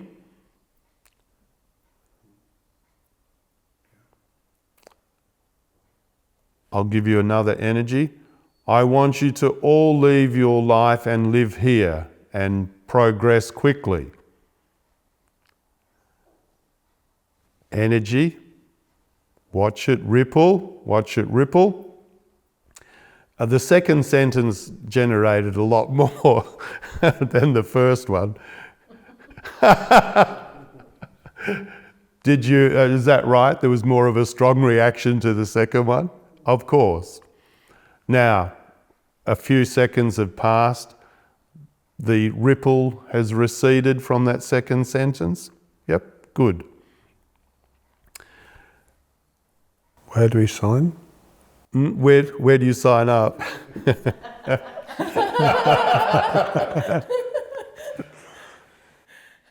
You're noticing the ripple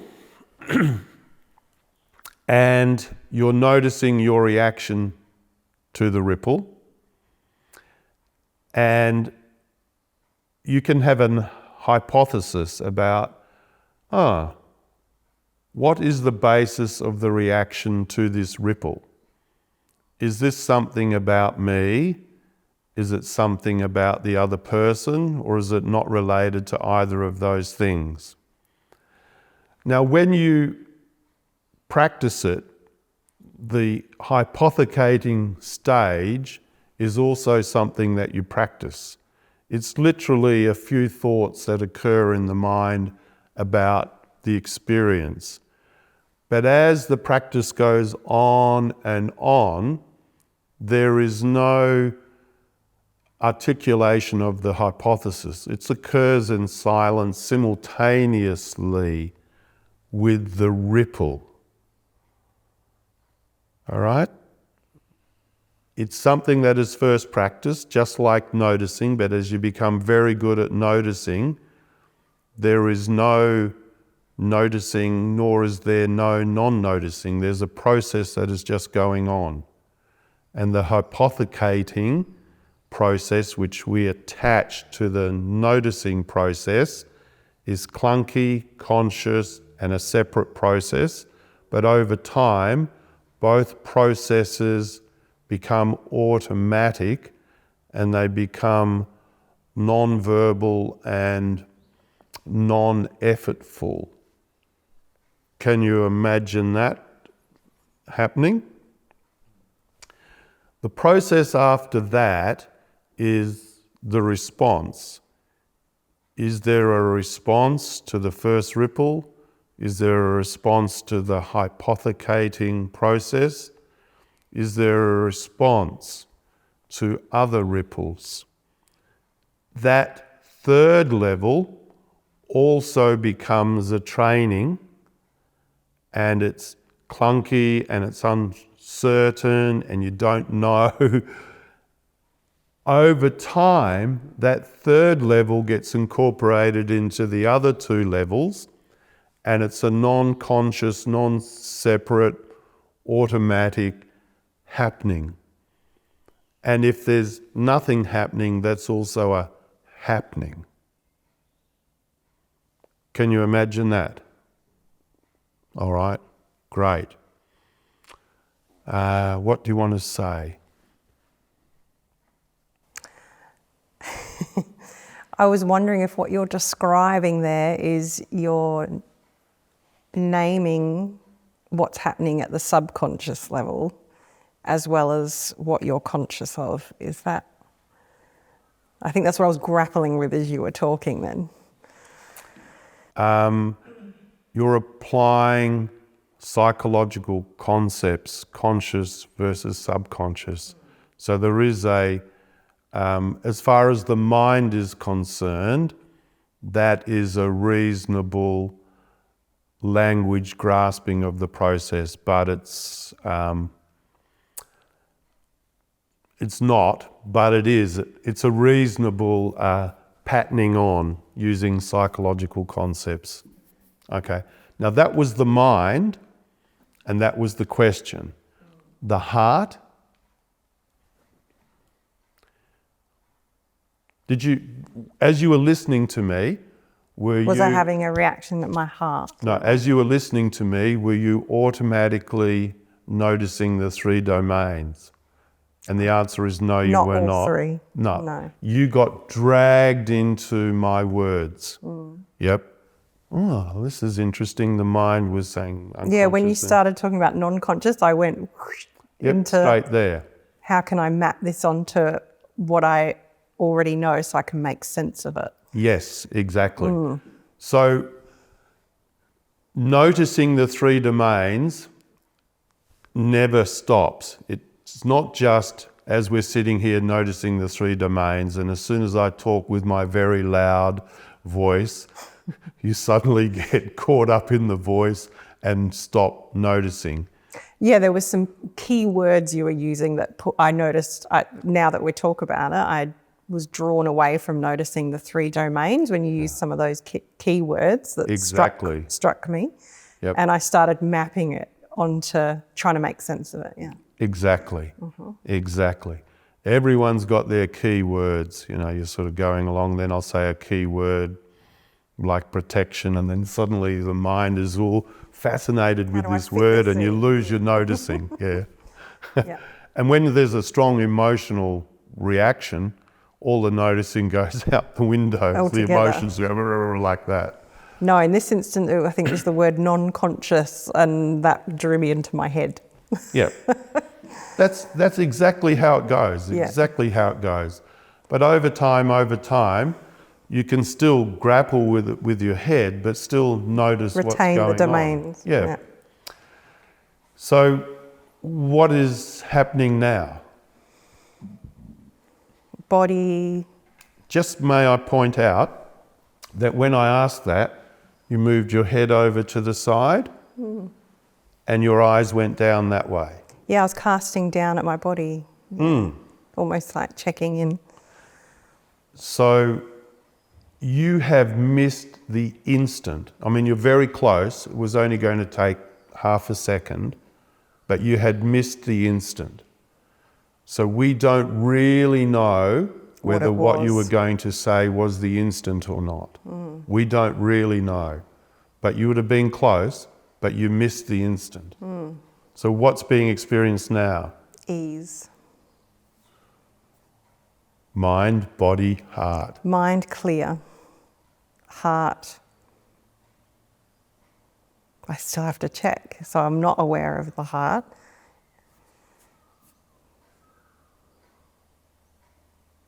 It's content. Yeah. Yeah. Yeah. What's being experienced now? Slight sadness. That's almost like like it's beginning. And it goes with the word content. Yeah. What's being experienced now? throbbing in head, sadness, and no thoughts.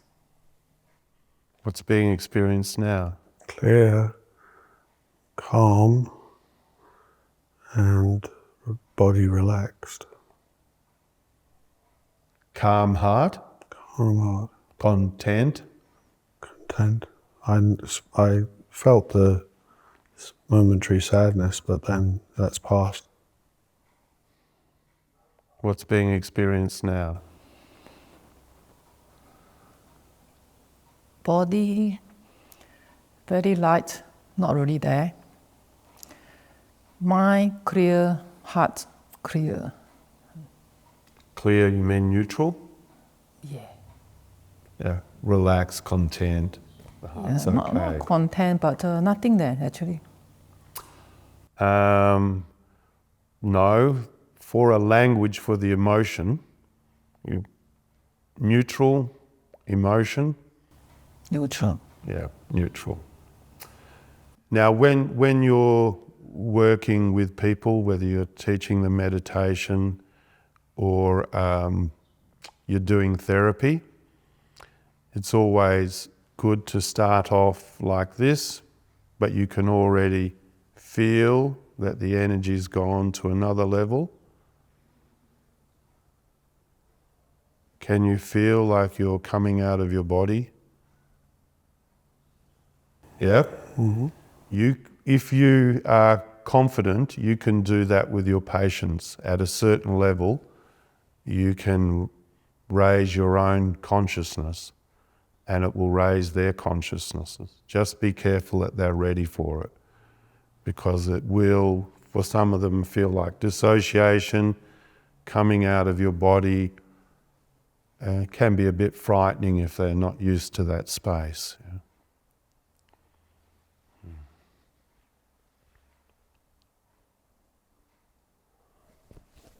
Yeah. A little bit of sadness seems to be here. What's being experienced now? It's still the slight sadness, but it's... There? Yeah. Yeah. Yeah. Yeah. Okay. Let's talk, energy is one, but in different areas it acquires different characteristics. So it's one. So around here, energy acquires the characteristics of speech. Here, energy acquires the characteristics of knowing, of concepts. So it comes up something that we want to speak. Normally, we don't speak till we know. But how can you know before the energy has come? Your knowing before the energy has arisen is an assumption from the past. It's not an encounter with the present.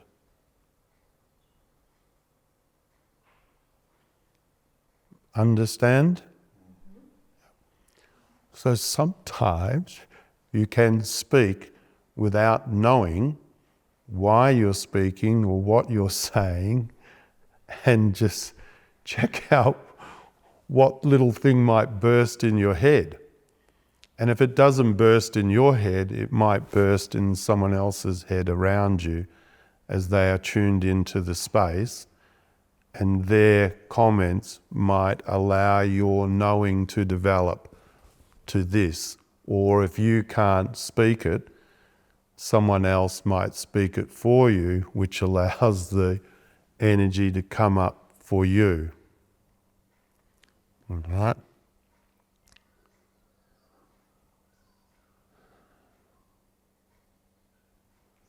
Say something. My body's getting it. I'm happy. Anything to say to Simone?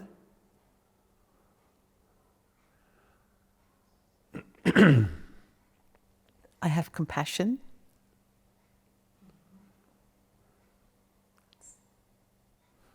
Nothing there now. No, there's nothing there. I can't place it. it doesn't feel, It's gone. yeah, but even before I couldn't place it, there was no connection to the mind with it. Nothing. Be careful also, because everyone here is a trained therapist and we're all being trained in trying to grasp things and understand things, yeah? It was there, it's gone. Okay.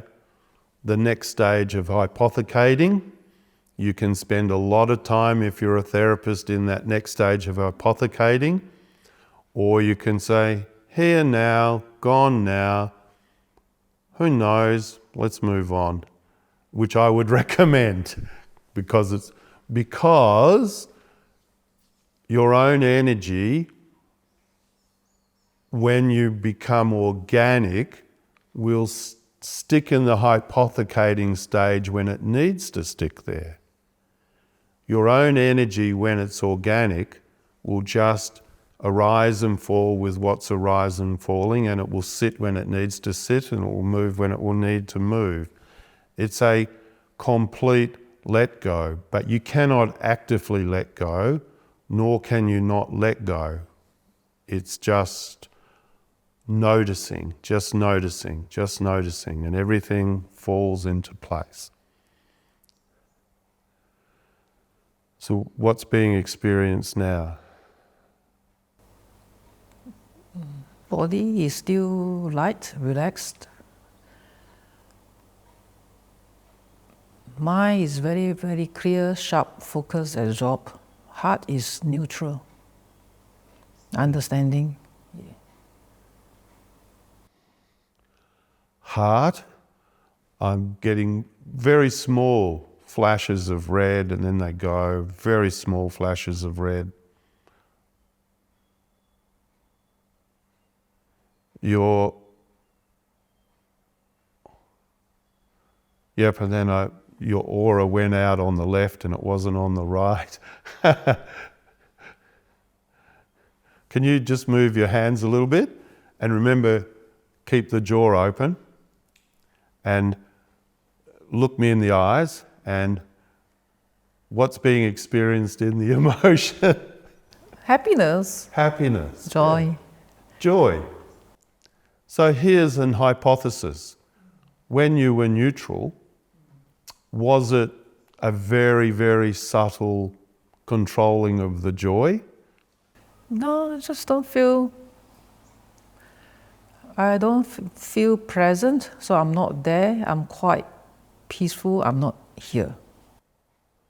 Why do you use the sentence, I'm not here, when you are peaceful? You need to be suffering to be present. You get the joke? Yes. Yeah. This Buddhist thing, life is suffering. Rubbish. We want to say something? Yes. Say. When the body, the three modes, there's no I anyway. When the body is so light, so peaceful, it's like vanished. The body is there, and the heart is neutral, and there's just the space there. To check the three modes is just bringing me back again to check. And what's the point of doing that? When it's already quite empty. There's no point except that you're still a student. Okay. You haven't mastered it yet, all right? I'll let you know when you've mastered it. Yep. Okay. But I'm curious to know, do you experience joy often, or has there been something in your training, in your meditation, where joy is turned into a sort of a silence and a stillness? Yes? We don't really enjoy joy, or maybe I haven't reached that stage yet. Or maybe you're already there, but your training is producing a Buddhist veneer over a heart that wants to bubble. Do you know what I'm saying by that? Yes, or it may be also the words, the definition of joy. Joy to me is ha ha ha ha ha ha ha ha ha, and it doesn't have any meaning. So maybe the term joy that you're referring to is something about peace. No. Peace. Right. That's joy to me is ha ha ha ha ha ha. Okay. And once the joy is over, then there will be sadness. And once sadness is over, there will be joy. So it's always fluctuate. So I don't have that significant ha ha ha ha in me. I don't think I have feel that ever actually. Right. Well, I have a funny suspicion that you're more joyous than you allow yourself to be. And I think it's through your use of concepts, of presupposing what joy is, and also through your meditation practice. So working with you, if I was working with you deeply, I would stop your meditation practice. I would crush it. And I would make you dance and use your hands and be hilarious. When you use the word crush, I saw my body. Yeah, the whole structure that you have trained in, I want it gone. It's been very useful, but now it's not useful. So just for a while, can you just move your hands like this and be silly? All right, just be silly for a while. Just loosen up, and you'll get to know joy very quickly. It's already there. A warmth right here is being experienced now. It's actually a heaty thing. What's being experienced? Heat here, Yeah. clear heart, clear mind. Okay, Simone? Flow, ease, bit of humour. Here, Humour, warmth. a little bit of warmth, not as strong as Murray. What's being experienced? It keeps changing, fluctuating. There's an underlying sadness that's deep and present, and then there's moments of joy bubbling through. At this moment? In the conversation, yeah? And the mind is more confused, and the body is tense in the legs, yeah? Tense in the legs? Do that for a bit. No, with the feet. Okay. Do some African drumming with your feet.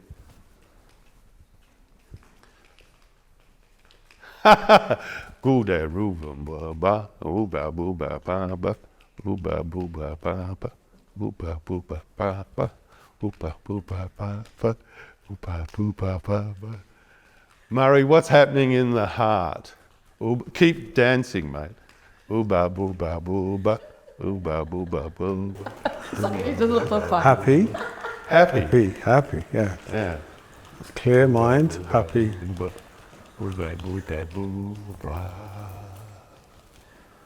Oh no. So we're having more fun now, flowing. You look like Bart Simpson. Sorry. Just look like Bart Simpson. Oh my God. So cartoon. So funny. Finally, I can reveal myself. Yes, okay.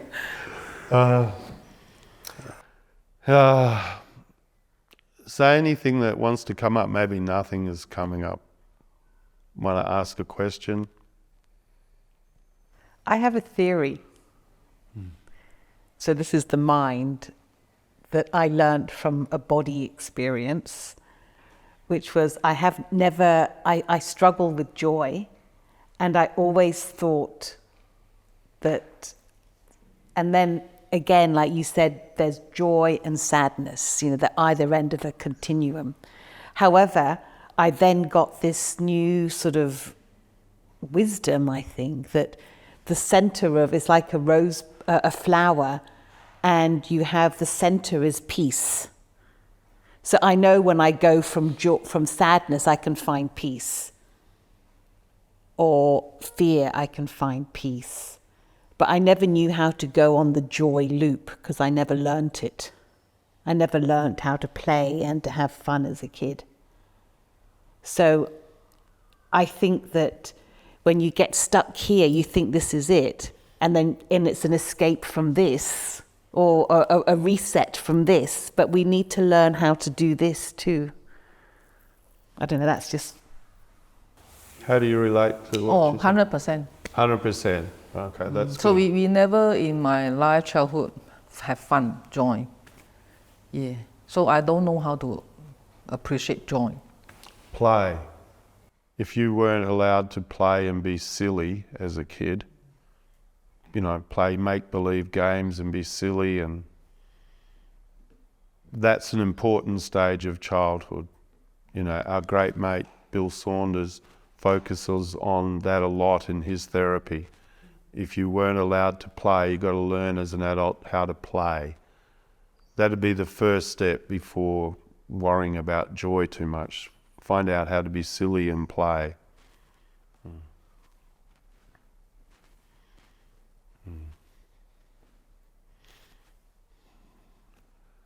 Sadness is experienced now.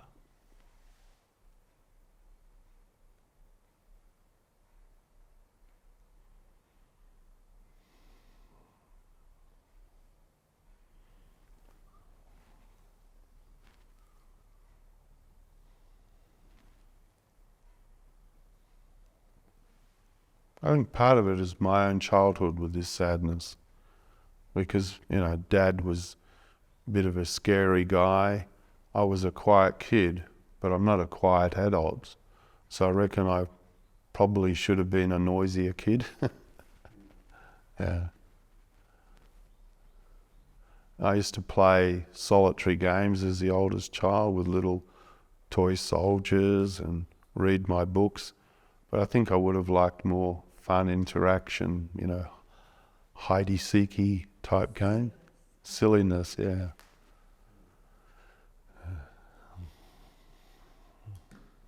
Feeling lots of sadness, that term loneliness comes up, which I can resonate with. Why were you lonely as a kid?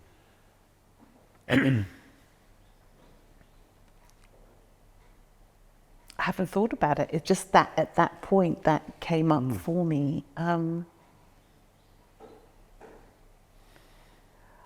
I think never quite fitting in, because one half was English, one half was Chinese. I wasn't really English, I wasn't really Chinese. The Chinese would look at me and go, oh, you know, you're not one of us. The Brits would say, oh, you're not one of us. Yeah. And then you're sort of just stuck in this Okay. void. Yep. And then thinking I can choose, and then not really wanting to choose. I didn't know how to live in the middle. Yeah. And I didn't want this and I didn't want that. So yeah, just thinking about that now, interesting. And that was growing up in Hong Kong. Yeah. It's not really a multicultural And especially not then. no, especially not then, yeah. Chest feeling tight now as I'm talking. That, oh, you don't reveal this stuff. You keep this to yourself, you don't talk about it.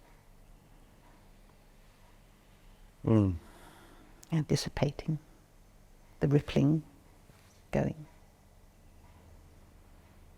How did your parents manage it? Because one was Chinese, one was English.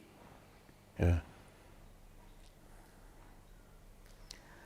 And again, the first thing, the thought, who knows? Yeah. Who knows? Never talked about it to me, never. Who knows? Yeah.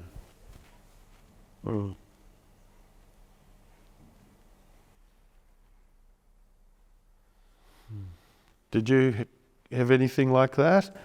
No? Different. Different, yeah. Very different, yeah. My childhood is, domestic violence and things like that. But I am a bit different. I'm a child different from you. I'm very, very out there. So I'm very naughty. Very, very naughty. So when they fight at home, I run out and then I go at risk and run, use a bike and every day get into trouble and fight people and push people, all sorts of trouble. Right. So I'm a very aggressive child. Yep. Yeah. So I am always moving around, get into trouble. Yeah, yeah, I'm not quiet at all. So like, yeah. So it's very, very different, yeah. That's where the rebellious coming from. When they say no means yes, I'll do it. If they say yes, I don't do it. Yeah, well that's not bad actually, as long as you're not ruled by that now. But you're not now, no. When I say yes, you say yes back to me, don't you? After a period of time. Yeah. Yeah. I have a lot of, I think that's great. I would never have dared. I just have to be good. I would never have dared to have been naughty. So I admire that.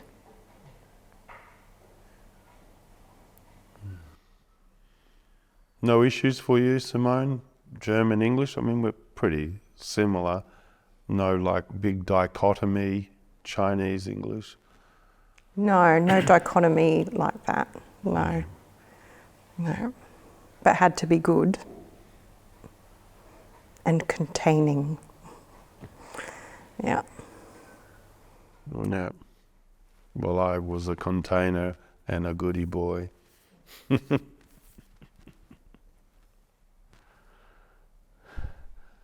Murray, your childhood?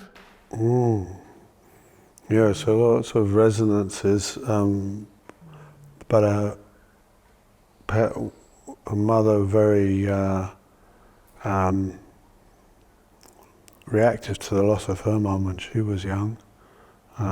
Very sparkly and bright and funny and a bit silly, but very exact, precise, emotionally unavailable father who was, angry after a day of surgery and back home. Yeah, so strong and a compromise in the environment of the strength and solidity of that marriage to allow things to, life to go on, but a big compromise of that tension between the two. And I'm a product, very much a product of that. How? Well, I like to be have the sparkly funniness of my mum with the precisions, the best bits of both. And so on a good day, on a Wednesday, I can do that. Other days, it's all a bit haphazard. Yeah. But definitely a sense of not properly fitting in, not because of obvious cultural definitions like Chinese and British, but just not quite getting how other people identified that in the tribe or whatever, I think. So it didn't come easy. There's a kind of atypicality about that, a flavour to it. Just didn't seem like it wasn't automatic. And so there was a bit of rebellion as well. Me. Have you found yourself, free of those influences here in Australia? Well, I think it's always a journey. I don't think I've quite got there yet. No. No. But now it's changed because they've both passed away. Yeah. So I can't work on it anymore with them. I have to work on it with me. With us. With you, yeah. Yeah. What's a little bit that's still not resolved for you? Oh, I don't think it's a little bit. I think it's a lot, big bit. Big slab, huh? Yeah. Big steak about this big. Yeah. Yeah. And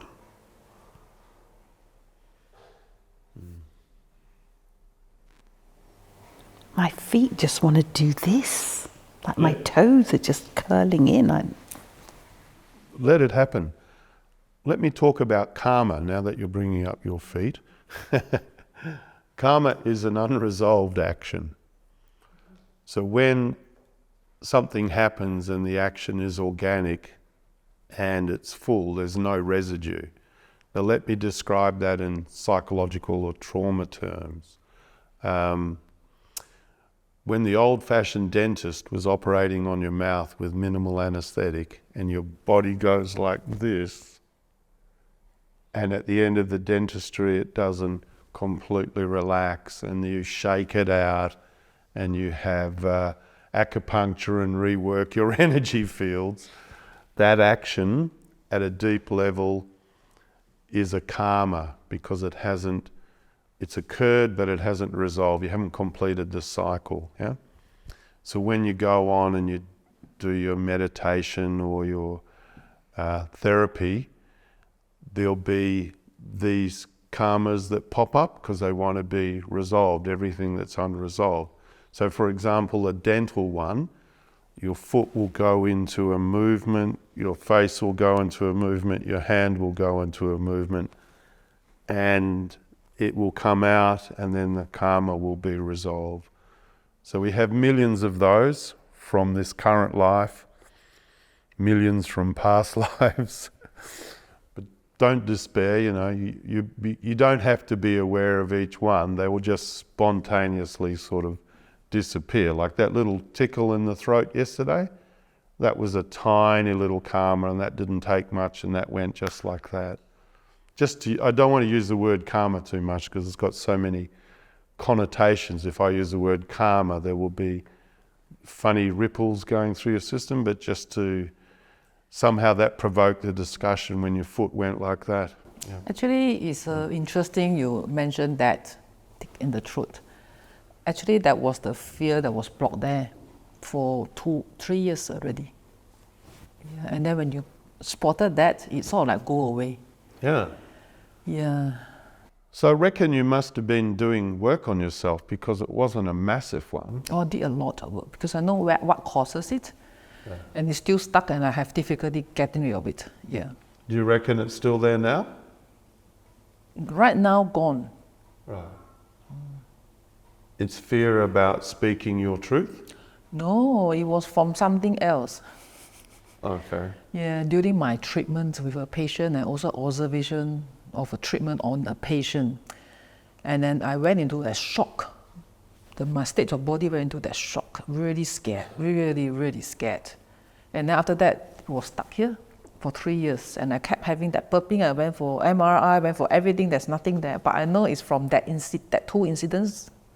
Right. Yeah, and then it was jammed. It was the trauma being blocked here. Would you describe that in detail?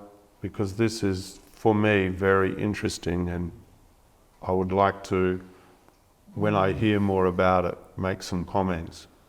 Or you don't want to talk about it, or sure could you talk about people it? Believe or not, but it's more like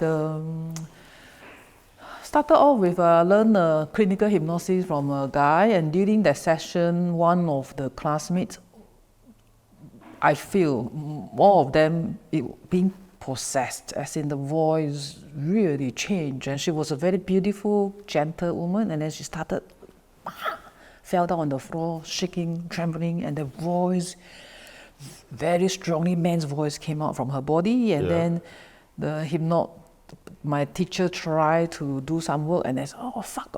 So it was like, we spent like 45 minutes to try to come up, but couldn't.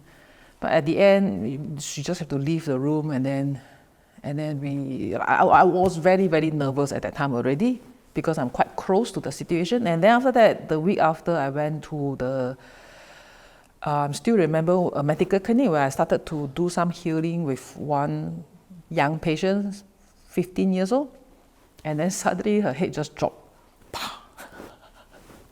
Unconscious, only the head, the hair all over, and then another man's voice came out from her. I am not Audrey anymore. And then I was like, oh, who is that? You know, I was like, yeah, I spent some time talking to that voice, that man's voice, and then I couldn't do anything, so I have to run out to the reception and call ambulance. And then after 30 minutes, the ambulance came, and then she's become normal again. But then after that two incidents, I just, wow, I feel like the popping, the non-stop. I know it's from that shot, 100% from that, because before that, my health is really good. Yeah. So that was from the shock, I feel. And that was blocked here. Yep. Yeah. Okay. Everyone noticing? Anyone want to comment? Just sit with that. Thanks for sharing that. You described it really well. Yeah, fantastic.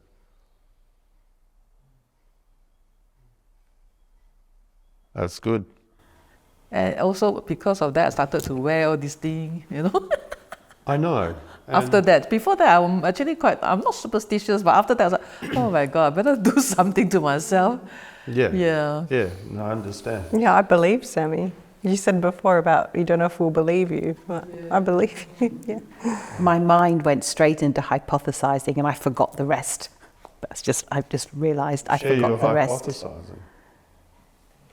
Well, again, it doesn't, the hypothesizing was it really doesn't matter what the story was behind it, but regardless, there was the trauma, there was the shock, and your body responded, so I don't even need to believe that story, whatever it was, whether I believe in spirits, I do, but it doesn't matter, because regardless, it caused that blockage here which was real and causing you issues. But then again, now I'm just so conscious that I get so excited about talking and then I forget this. Interesting.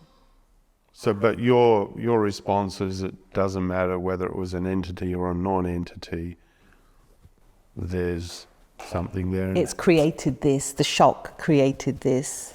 Yep.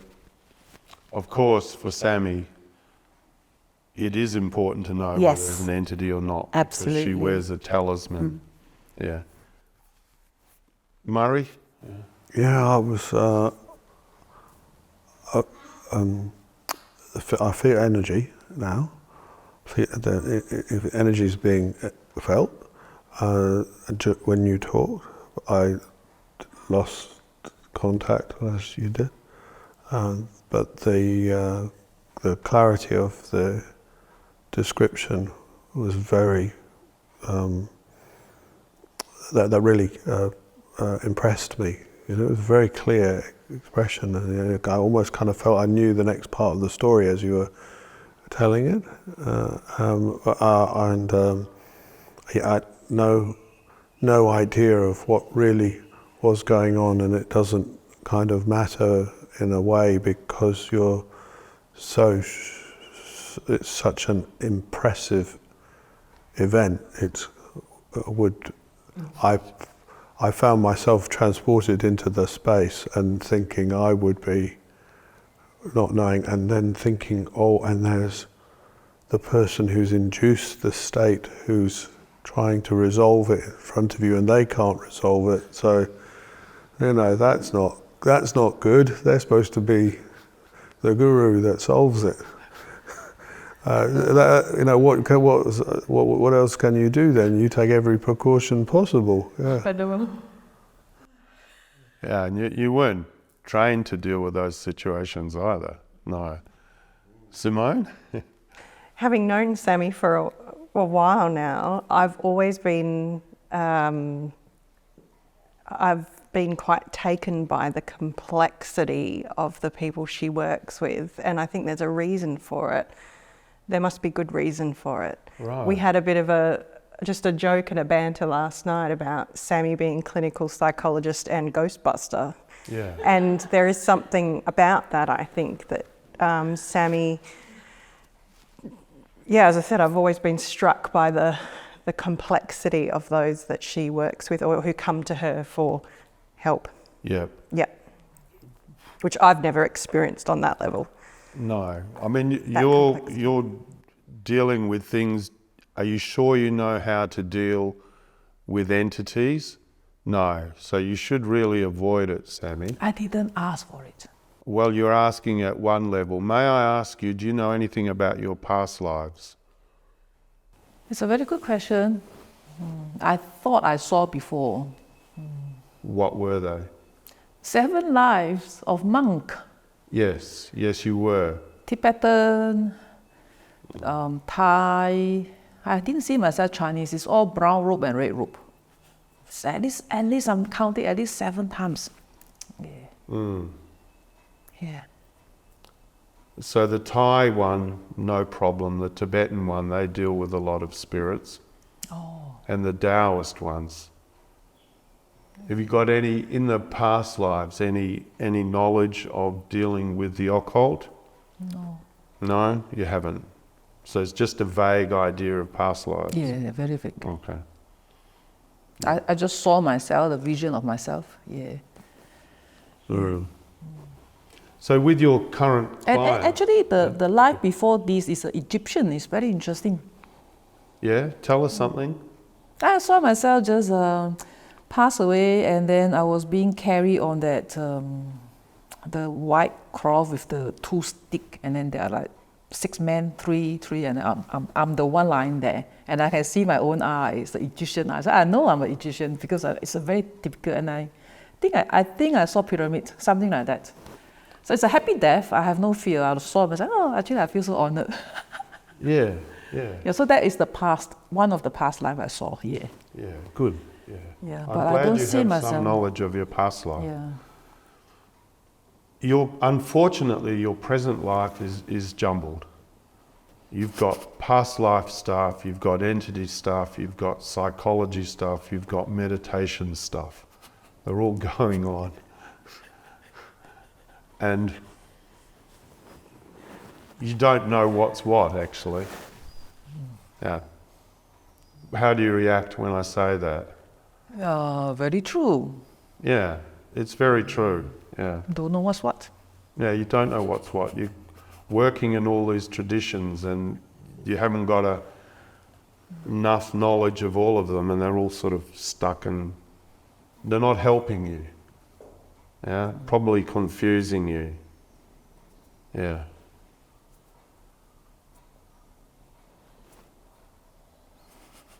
So are some of the patients you deal with, do you think that they have entities in them? Do they have psychosis, schizophrenia, strange things, multiple personalities?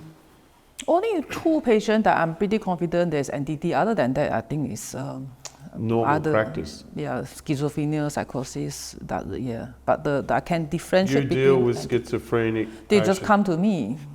Okay. I didn't deal with Now, them. why do they come to you, and why do you invite them in? That's a very good question. I didn't invite them in. You are. How?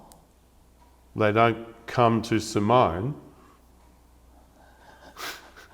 Why do they go to you? You're inviting them in. Really? Yeah.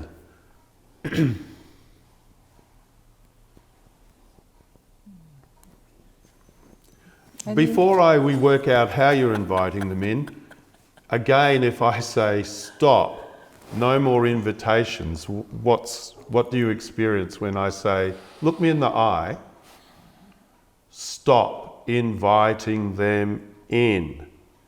What's the reaction on the inside?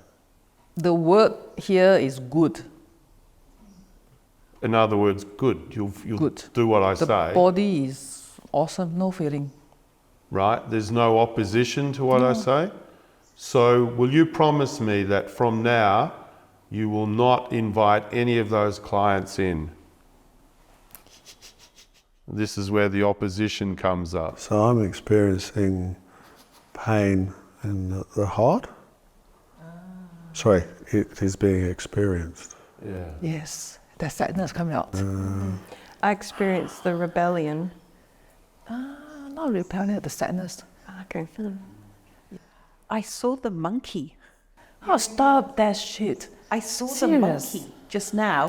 Go there, the monkey asked the monkey When go you there. went, he, you know, when the monkey came out, the monkey was coming out of your throat and it was yellow and it was going, When you described as a child leaving the home and going out and rebelling, Oh, it's definitely not repelling against Steve. The sadness is more like the, There's sadness. yeah, The sadness is only in one eye. really. Yeah, it's in my left eye. Which is I'm very on your left interesting. side. What's happening in your eyes? Have you got equal energy in both eyes, or is No, I one don't eye a think bit different? Yeah. Yeah, which eye is different? Can you describe the difference? Can't really. Like my right eye is very clear, my left eye is slightly fogged with a bit of sadness. And the right side of my mind is expanded and the left side is contracted. Yeah. You're getting that? Yeah. Which my side right is side? My right side is restrained. Yeah. My left side is open. Yes. Please look. Turn around to the others and don't just look with your eyes, look with your psychic eyes. See if you can see the difference in the eyes and the openness in the mind. Well, openness or the size of the aura or the energy or anything like that.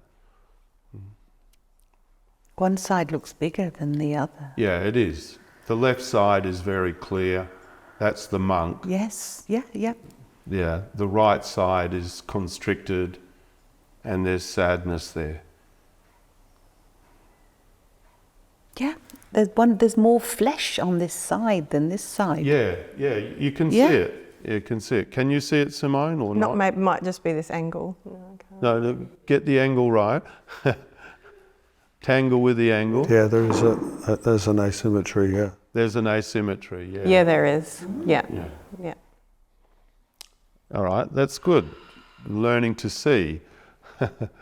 So that's why you've got so many energies going on. You can actually see it. The different parts of you haven't sort of integrated, and and entities will get into you, and you will think that they're part of your own psychology, but they're not your own psychology. They're an entity's psychology, and the laughing monkey is enjoying the game and the confusion and the razzle-dazzle. So, so this is me being the wizard, is stop inviting these patients in, okay? I'm a psychiatrist, Murray is too. We rarely invite someone with schizophrenia into our life, our practice. You can go nowhere with them. You cannot fix that. You don't have the skill, and you shouldn't actually try and acquire that skill. No work with those people. All right, what's the reaction? I'm giving you a direction. Are you going to follow it, or are you going to say, up me? That's not my language. Yeah, I follow. Huh? I will follow. Please, this is really good advice for you to be happier and move on. No more of those clients, all right? Way too complicated stuff. I don't know they have that problem until they are right in front of me. Yeah, but you're inviting them. If they come into your room, what I want you to do you know how to put on a psychic protection? Okay, sit back. Psychic protection is mainly here. That's where they enter you. All right? This is where life comes in and out. All right? So you put a golden shield. It comes down there when this client walks through the room. There's a golden shield. Yeah? you're polite, you work with them, you feel something trying to get into you, but you have your golden shield here. They will not get in. You don't open your hands. You keep your hands closed. You're polite, you go through the motions, and you never see them again. Because you say, I'm not skilled, I only deal with this and this, so I don't think I can help you. Please do that. Don't feel compassion, okay? Things will be worked out for them over many lifetimes, but do not feel compassion. You cannot help, and all you'll do is just end up harming yourself in ways you won't even know. Yeah? Good. All right. I feel sad for you because I think it's compassion, but it's something else going on I'm not quite sure of yet. You're doing harm to yourself. The complexities of all the things you're talking about are only partly knowable for me, but if you take that advice at a reputational level, it will be at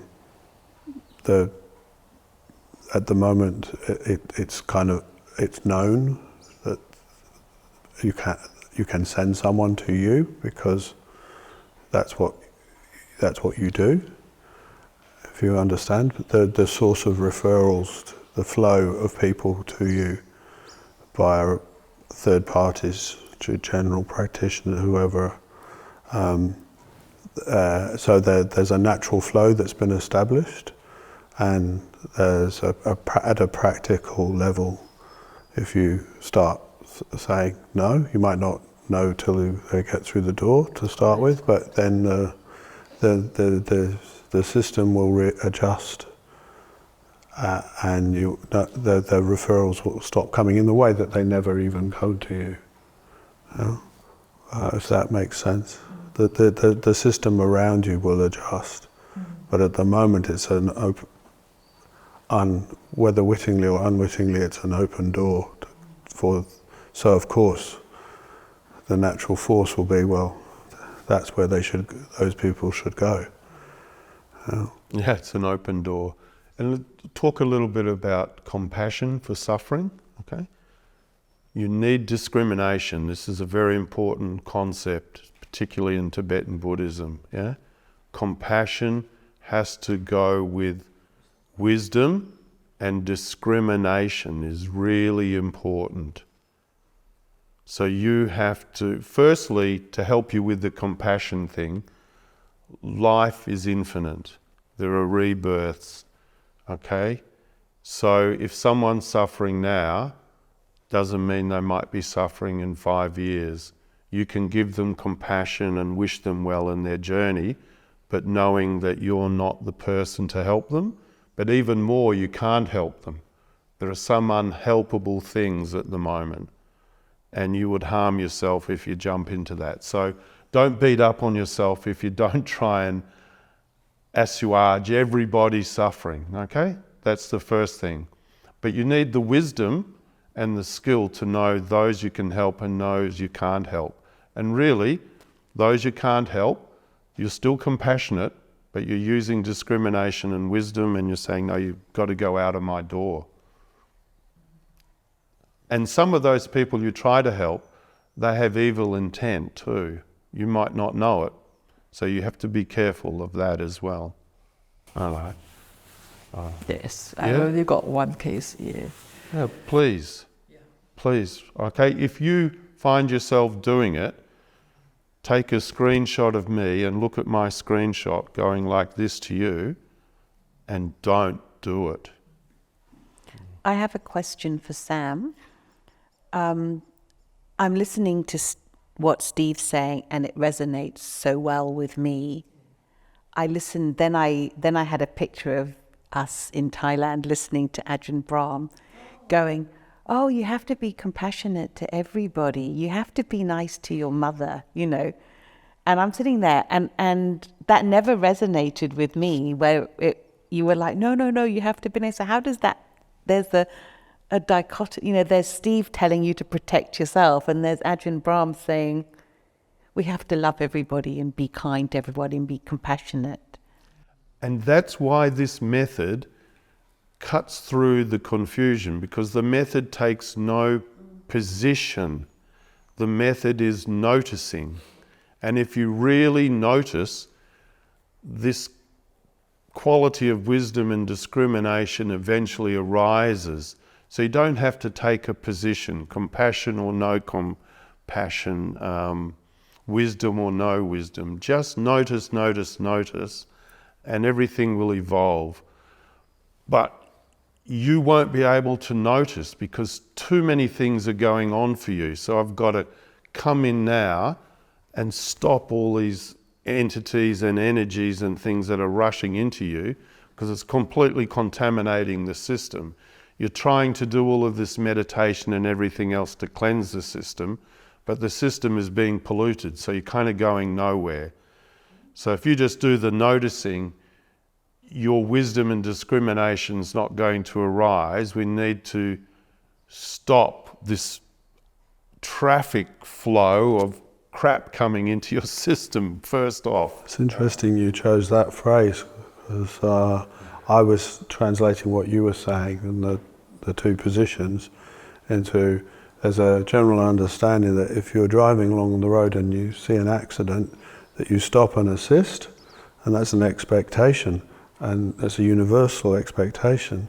But it's also incumbent upon you to stop and assess the situation and realise whether you can assist, or if it's actually placing you in danger or others in more danger, and that then you might not be able to do that.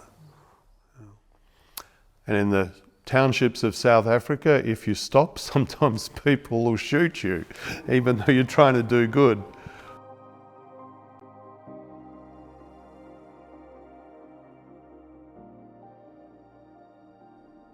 Right. Jose just mentioned to me that the energy for her doesn't flow, it pulses. Does anyone else pulse? Sometimes buzz, pulse. See, I thought pulsing was normal. It was only today I just thought, no, maybe it's not. No, it's meant to flow. So you get a flow, a stop, a flow, a stop. So just as an exercise, we'll try and open the top of your head, but by making a tone, whatever sound you reckon comes out, that some will come out of the top of your head.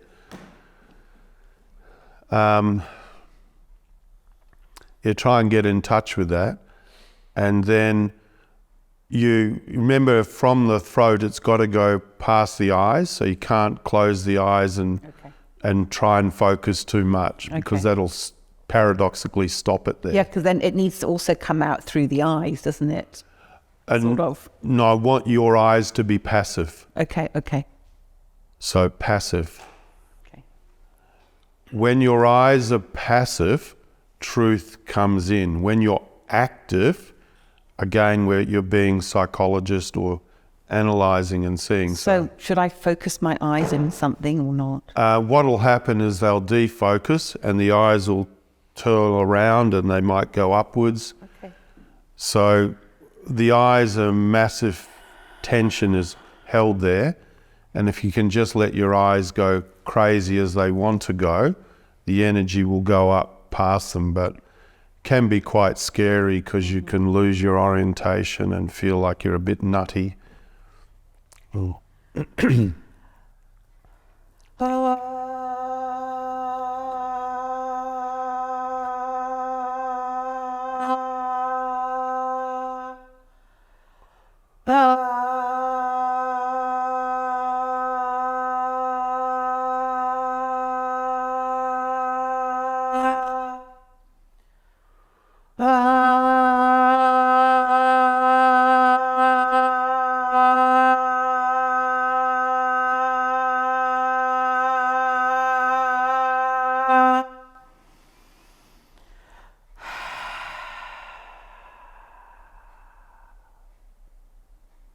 feels like there's been some sort of Wow, that's profound, Jose. movement. Wow, you got a huge resonance in your chest. That was powerful.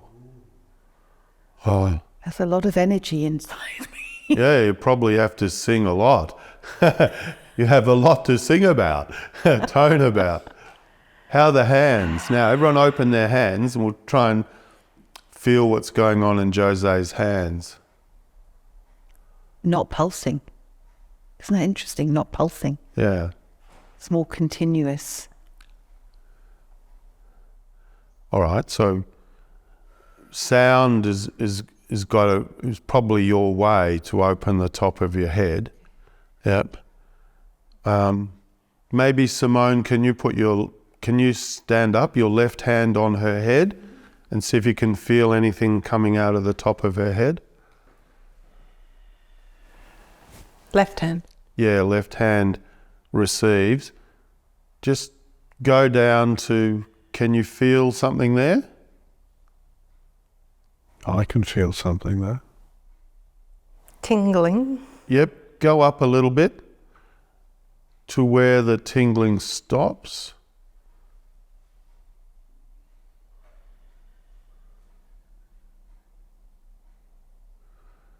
Yeah, your hand is red, so there's a lot of energy going. Is it that high? It's still tingling, Wow, there you go. but it's only very mild in these three.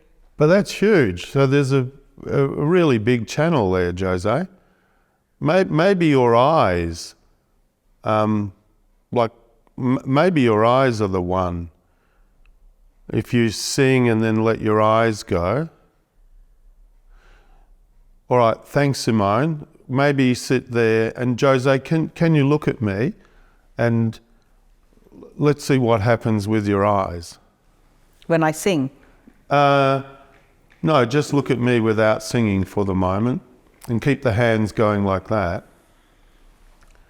And see if you can let your eyes go into free fall. Just see what happens with them. I don't know. they want to shut. They want to shut. Yeah, I want to shut down, like, I want to sleep.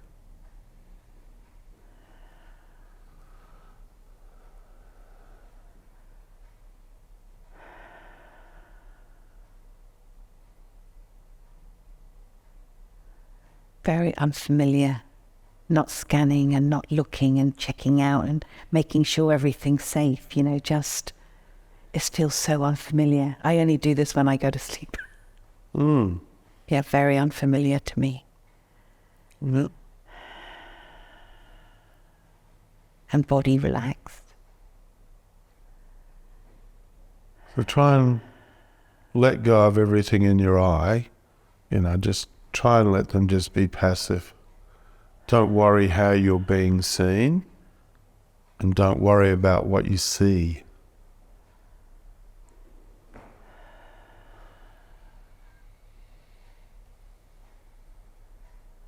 Everything's just out focusing now. It's nice. It feels very dreamy.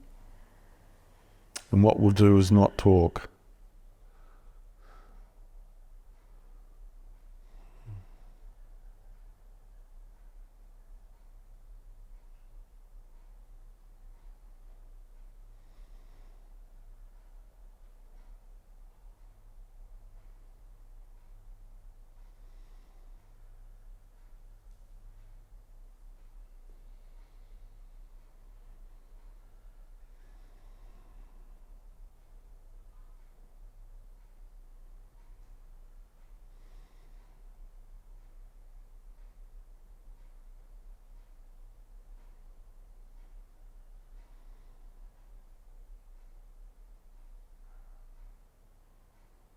Okay, how does that feel? Very peaceful.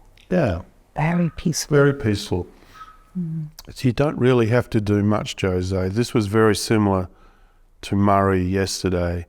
There was that silence and that meditative awareness and the high energy. You didn't really have to create it. It's already there. I think your eyes, by being too active, are interfering with the flowering of your natural higher awareness. And if you can let your eyes just go passive.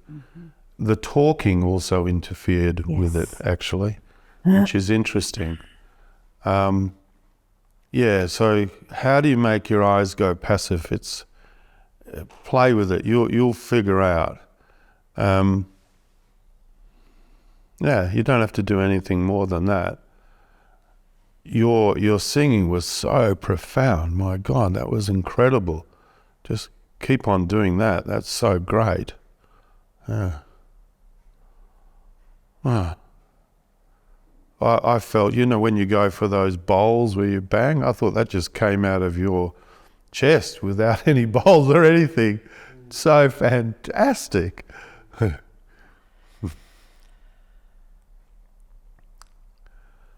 Flow feels better. Yeah? Yeah. much Any better. anxiety? No. No. It's just, it's more opening, maybe a vulnerability, less protection. That's the word, but Do you have any sense you want to shrink and be smaller? no, happy, just not sure how I'll feel in the next moment, but right in this moment, I'm fine. So the sentence is, are you happy being a large person? Now, you're not happy being a large physical person, but you as an... Right? Now, this is interesting, they link. Isn't it? You are a very large, we know, loving person, but you're also a very large spiritual, aware person. But you shrink it. Do you shrink yourself, your sort of, your largeness? I can't fight mother. You just shrink. Yeah, well, if you're doing that when you're not around your mother, I mean, mother's every second around you, yeah.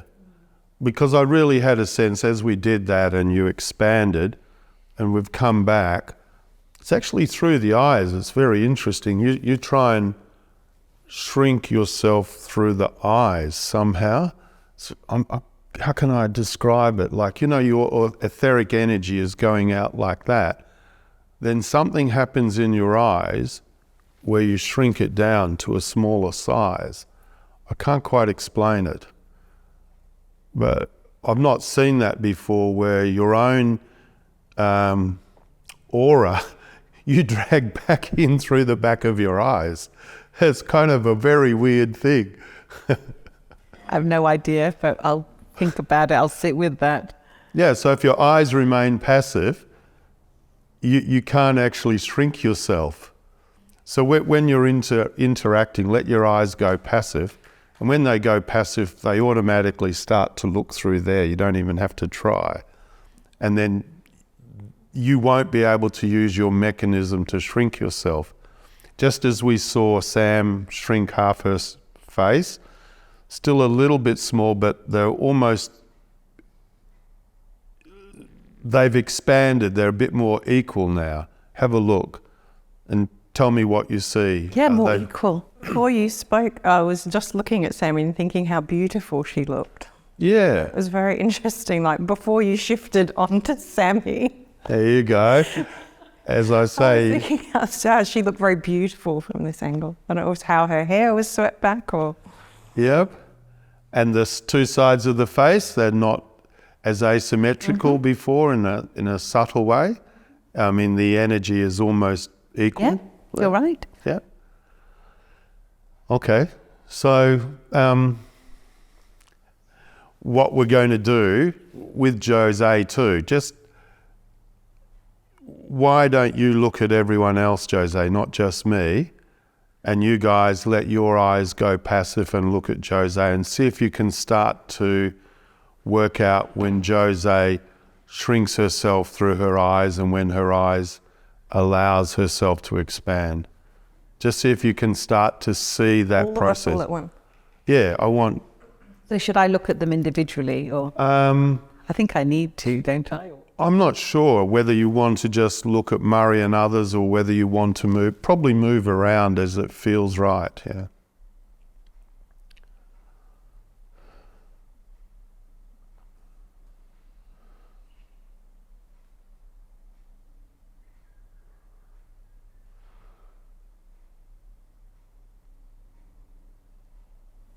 Your eyes look very relaxed. But I don't notice a shrinking. How big is her aura? Are you expanding as you look at her, or are you not expanding? I'm not expanding. Therefore, she's not expanding. Okay. Okay, try Murray now.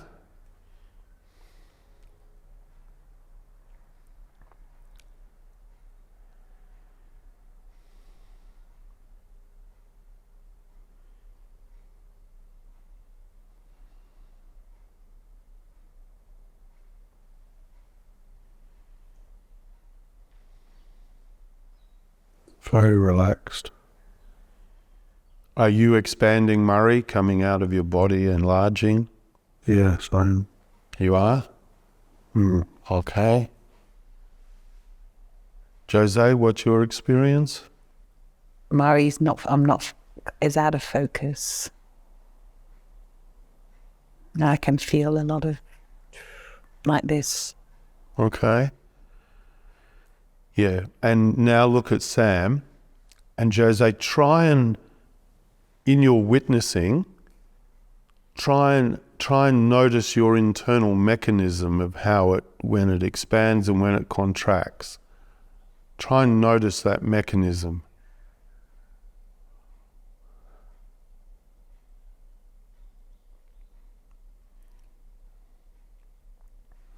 There's just a shrinking of the internal organs.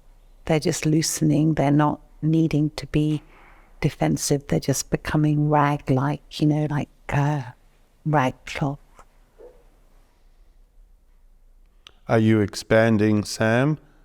Yeah? And Jose, are you expanding? Okay. So your hands were moving around here, Jose. Have a look here.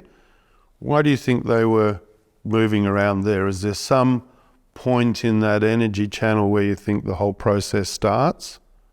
Yeah, exactly. So in fact, that's where the process starts. It's right down there. Umbilical cord, that? Yeah, the in and out, the life and death, the security bit, yeah. So when you notice yourself, you're going to have to keep a little extra notice on that and see whether you've contracted or opened up there.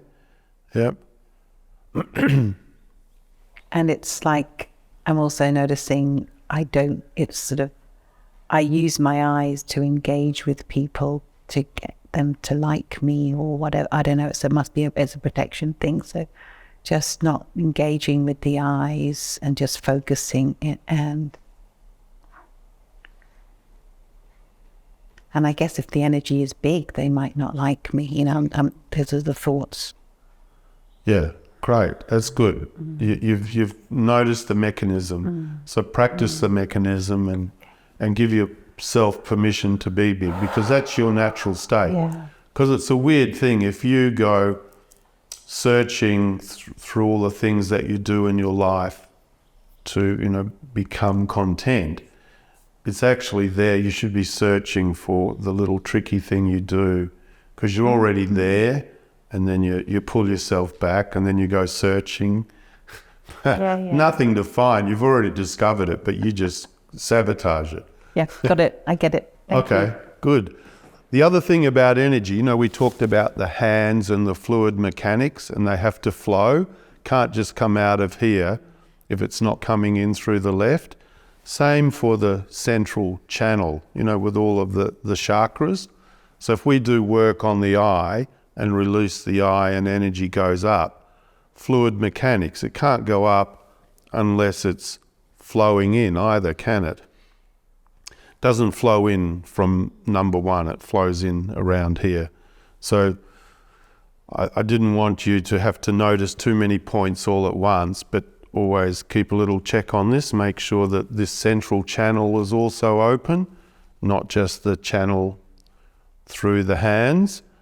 And I definitely don't want you releasing energy from your eyes I want energy to come in your eyes, so I need to be passive, yeah? And the same with your heart. If you have learned through your different practices to generate energy coming out of your heart, not a bad thing, but if you do that too much, try and make the heart passive so it gets into its organic state of receiving and giving all at once. Because if too much energy is leaking out of the heart, yeah, everyone loves it, but it's actually stopping the right amount of energy going up because too much love. That sounds weird because people, can't get enough of it, but you have to balance everything. How do I use my eye to project a lot of energy? How do I stop that? And my heart also, I can feel the energy coming out, coming out. Yeah. That's like my healing process treatment for people using the eye, this one and this one. How should I? I realize, and there are different traditions that do that. My suggestion is that it becomes even more powerful when you stop everything active that you're doing. So my heart will radiate exactly what it needs to radiate, and it will reserve what actually it needs to reserve without me interfering in the process. So in a sense, trust nature, trust God, allow things to be in their natural state. You will have as much compassion as you need. You don't have to create it. And the eyes, you will see as much as you need to see. You don't need to actively see. Everything will work better without you coming into it. The you, even if it's coming into it in a positive way, it's still destroying the flow. So this is very Taoist, because I do feel that somewhere in the past you've had some experience with Tao. Tao is just going with the natural flow. So the techniques of generating energy is an active technique. It's not a flow technique. So this noticing, letting things be, and you can't let things be in an active way because then you've turned a passive technique into an active technique. So if there's a rising in you, I will not let things be, just go with that because that's what's there at the moment. But when everything ultimately has had its say, it will get back in a state of neither passive nor active. But for you at the moment, if there's too much activity and you use it in your therapy, I reckon experiment with what I'm suggesting. So what I'm suggesting may not make your therapy better or worse, but it will actually make you better, because when you're dissipating energy, you have to find ways to regenerate it. But when the energy is coming in from the cosmos and everything is flowing and balanced as it should be, you don't have to do active techniques to generate your energy. You don't have to meditate. You don't have to do anything. It's all being done for you if you've gotten into the flow. And the balance finds itself. You don't have to actively try and find a balance. And the weird thing, sometimes you have to be completely unbalanced because that's what's required in the moment. But then you'll be completely balanced sometime later. So the poles are not separate from the middle, they're all joined. Okay. The mind will get an idea of what I'm on about, and the heart will feel okay with what I'm on about. I'm not sensing any fierce resistance in the heart. The heart is quite content with this. And actually, at the moment, I can sense also that the minds are not that oppositional to what I'm saying. I'm not sure about Murray's mind, though. There's a lot of... it's all over the place. heat in your head. Yeah. There's a lot of heat.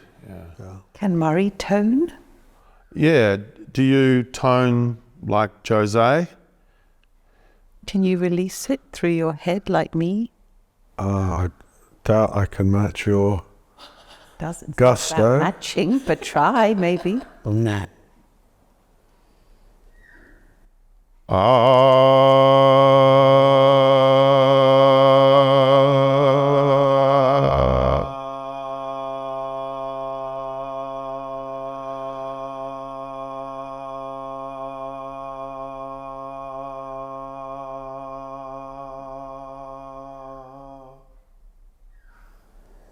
Fucking genius, mate.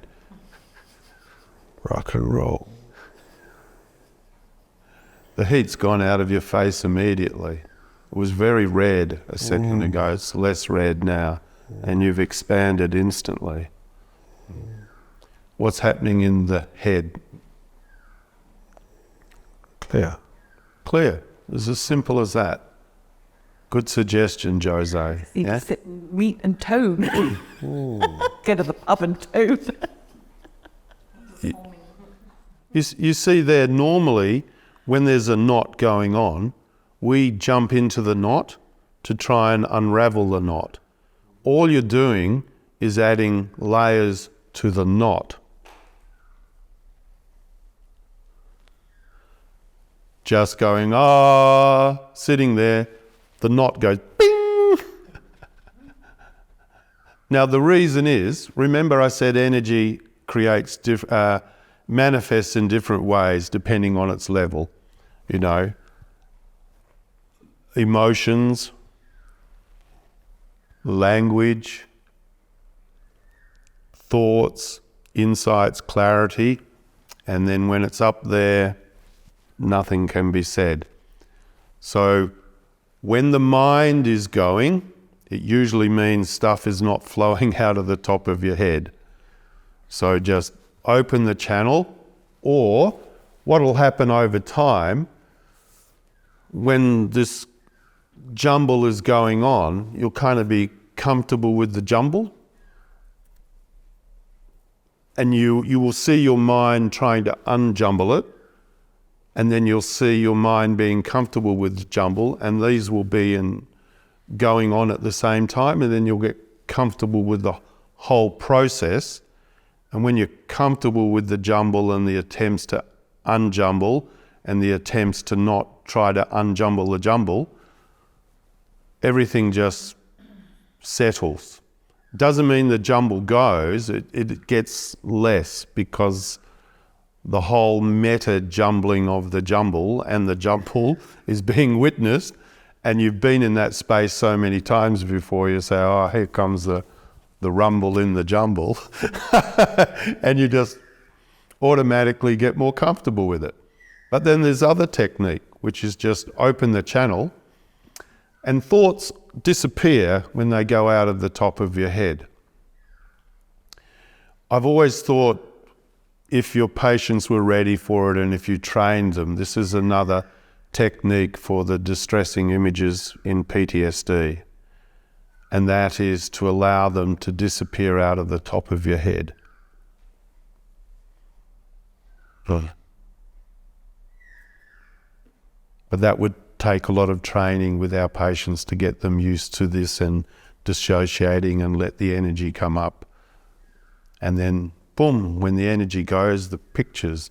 Because what is a picture? A picture is an energy that has risen to this level and has coalesced as a picture.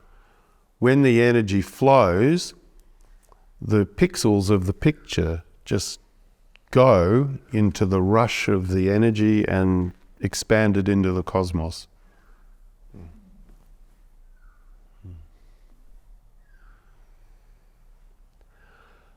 All right. So you get to a point after you've witnessed, you've used language, where things just happen of their own accord and you start playing. And anything comes up. Boom, diddy, dum, dum, boom, boom. Anything comes up. And then something comes up over there, back to that. And then nothing happens. There's a state of pause, emptiness. And then something else might come up. And then there's a state of pause, and that pause says, okay, everything finished, time for lunch. So, anything flowing at the moment? Any questions? You do have a million questions, even though you don't have a million questions all at the same time. What about a personal question? Something about if you could resolve it, you would, move on a bit.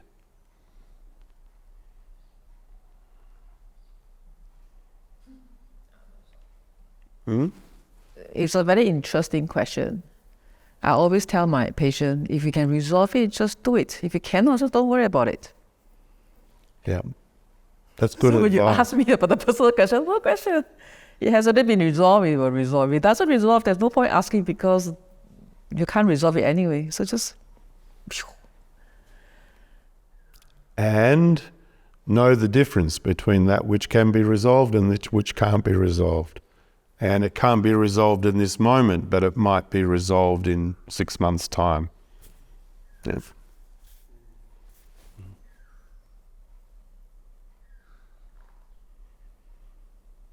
Do you have a personal question for us?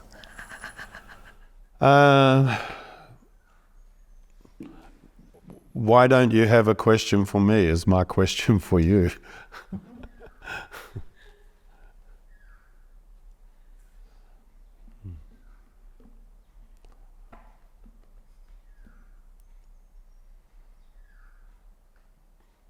Looking at you again for Simone, I don't know why. When I mean a personal question, it doesn't have to be around relationship or money. It can be, I've spent all my time doing this. A question for you or a question for me? It's the same. Okay. I feel like I've gone down a rabbit hole. I think for me it's being okay with what can't be resolved. To follow on from what we were talking about just then with Sammy. And have you got clear the distinction between that which can be resolved and can't be resolved? Yeah, that I'm clear on, but I think it's moved from being more of a cognitive idea to more of a sense of what that might actually feel like. Or how that could be experienced at a deeper level. Not clear. I think I prior to today and yesterday, it seems like something to attain, being okay with what can't be resolved. But now I feel a bit more clearer perhaps on like you were just saying then, just be okay with it. Yeah, just experience that and notice that in itself. The desire to the resolve, the knowledge it might not be resolved. And tipping it into just being okay with it. Yeah, watching the two sides wrestle with each other and sit back and... And that is the resolution in itself. Yeah. Very wise. When you get to that point, that's a lot of wisdom. Yeah, the resolution is in the witnessing. Yeah. Yeah. Yeah, I think that's what I was trying to articulate. Sorry. I always jump in with my words. The words make so much sense. Like searching, who has a yearning, a searching, for this or that? Mm-hmm. Yep. Yeah. Sometimes the issue is not what's at the end of the rainbow. The issue is just the energy of searching. So when you just witness the energy of searching, and intrinsic to the nature of searching is the object that it's grasping for. So that's intrinsic. When you know that it's intrinsic, then it becomes just another string that is being witnessed. searching with a grasping for an answer to end the searching is an energy pattern that is in your system. And if you watch that energy pattern, then you will have a partial insight that says it's not about the object that is being searched for, it's about the energy in the searching. Now that insight doesn't stop the process of the searching and the object that'll fit it, but you've moved now, just as you were saying, to noticing that it's not about what the search is for, it's about the search.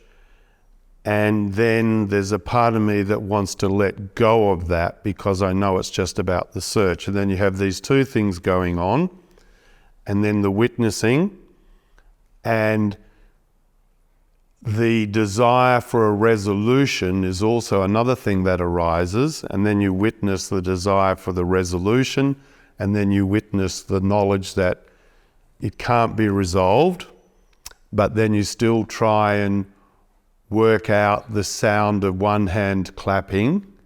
In other words, you want to resolve that which cannot be resolved, and the whole process is being witnessed, and then you get fed up with the witnessing, and you notice the fed up with the witnessing and the witnessing of the fed up, and then, thank God, eventually the whole bubble bursts. Boom, and it's done. But some of these things are really deep, and it's not just done on a weekend, it does ages. Yeah. Can I share from what you've said, it's made my process sort of solidified a little. So again, constant nightmares of, searching, seeing people and shouting for help and no one hears me, falling down lift shafts and, thinking there's a lift there and then falling to my death. A lot of that, a lot of fear. Through a lot of meditation, the message, just step aside, step aside, step aside. Just, again, it's that witnessing of this and not getting involved in that. And then I think today it's just step aside, plug in and expand. I don't even need to get involved in that. Yes, I have two responses. Yes. The other response is maybe you need to consciously die the way that Sammy died in ancient Egypt. What do you mean by that? You described being carried along on a palanquin, but it sounds like you were going to a burial or a funeral pyre. Yeah. So one way to overcome the fear of death is to have consciously die. And you can do that through a guided meditation for a death. I have had so many past life horrific deaths. Yep. That are just horrible. I don't, I guess I'm a bit scared.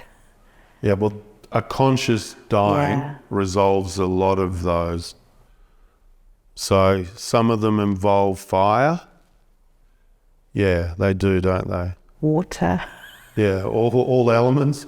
We're buried alive or just, the whole lot. Yeah. Everyone is horrendous. Yeah. I reckon a conscious death would be very beneficial for you. How do I do that? Well, I can do for her. yeah, you can do it. She can do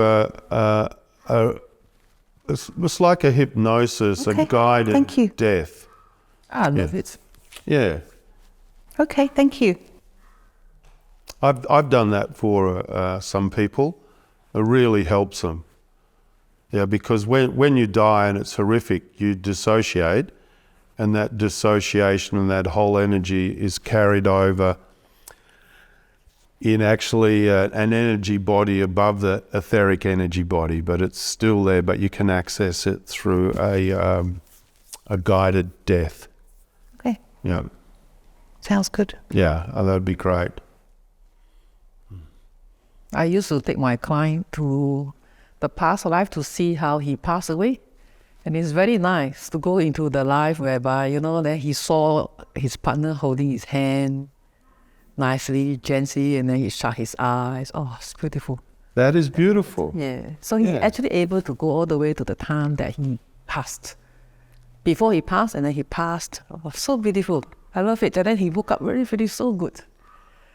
Beautiful skill that you have. Really great skill. Very nice. I love death.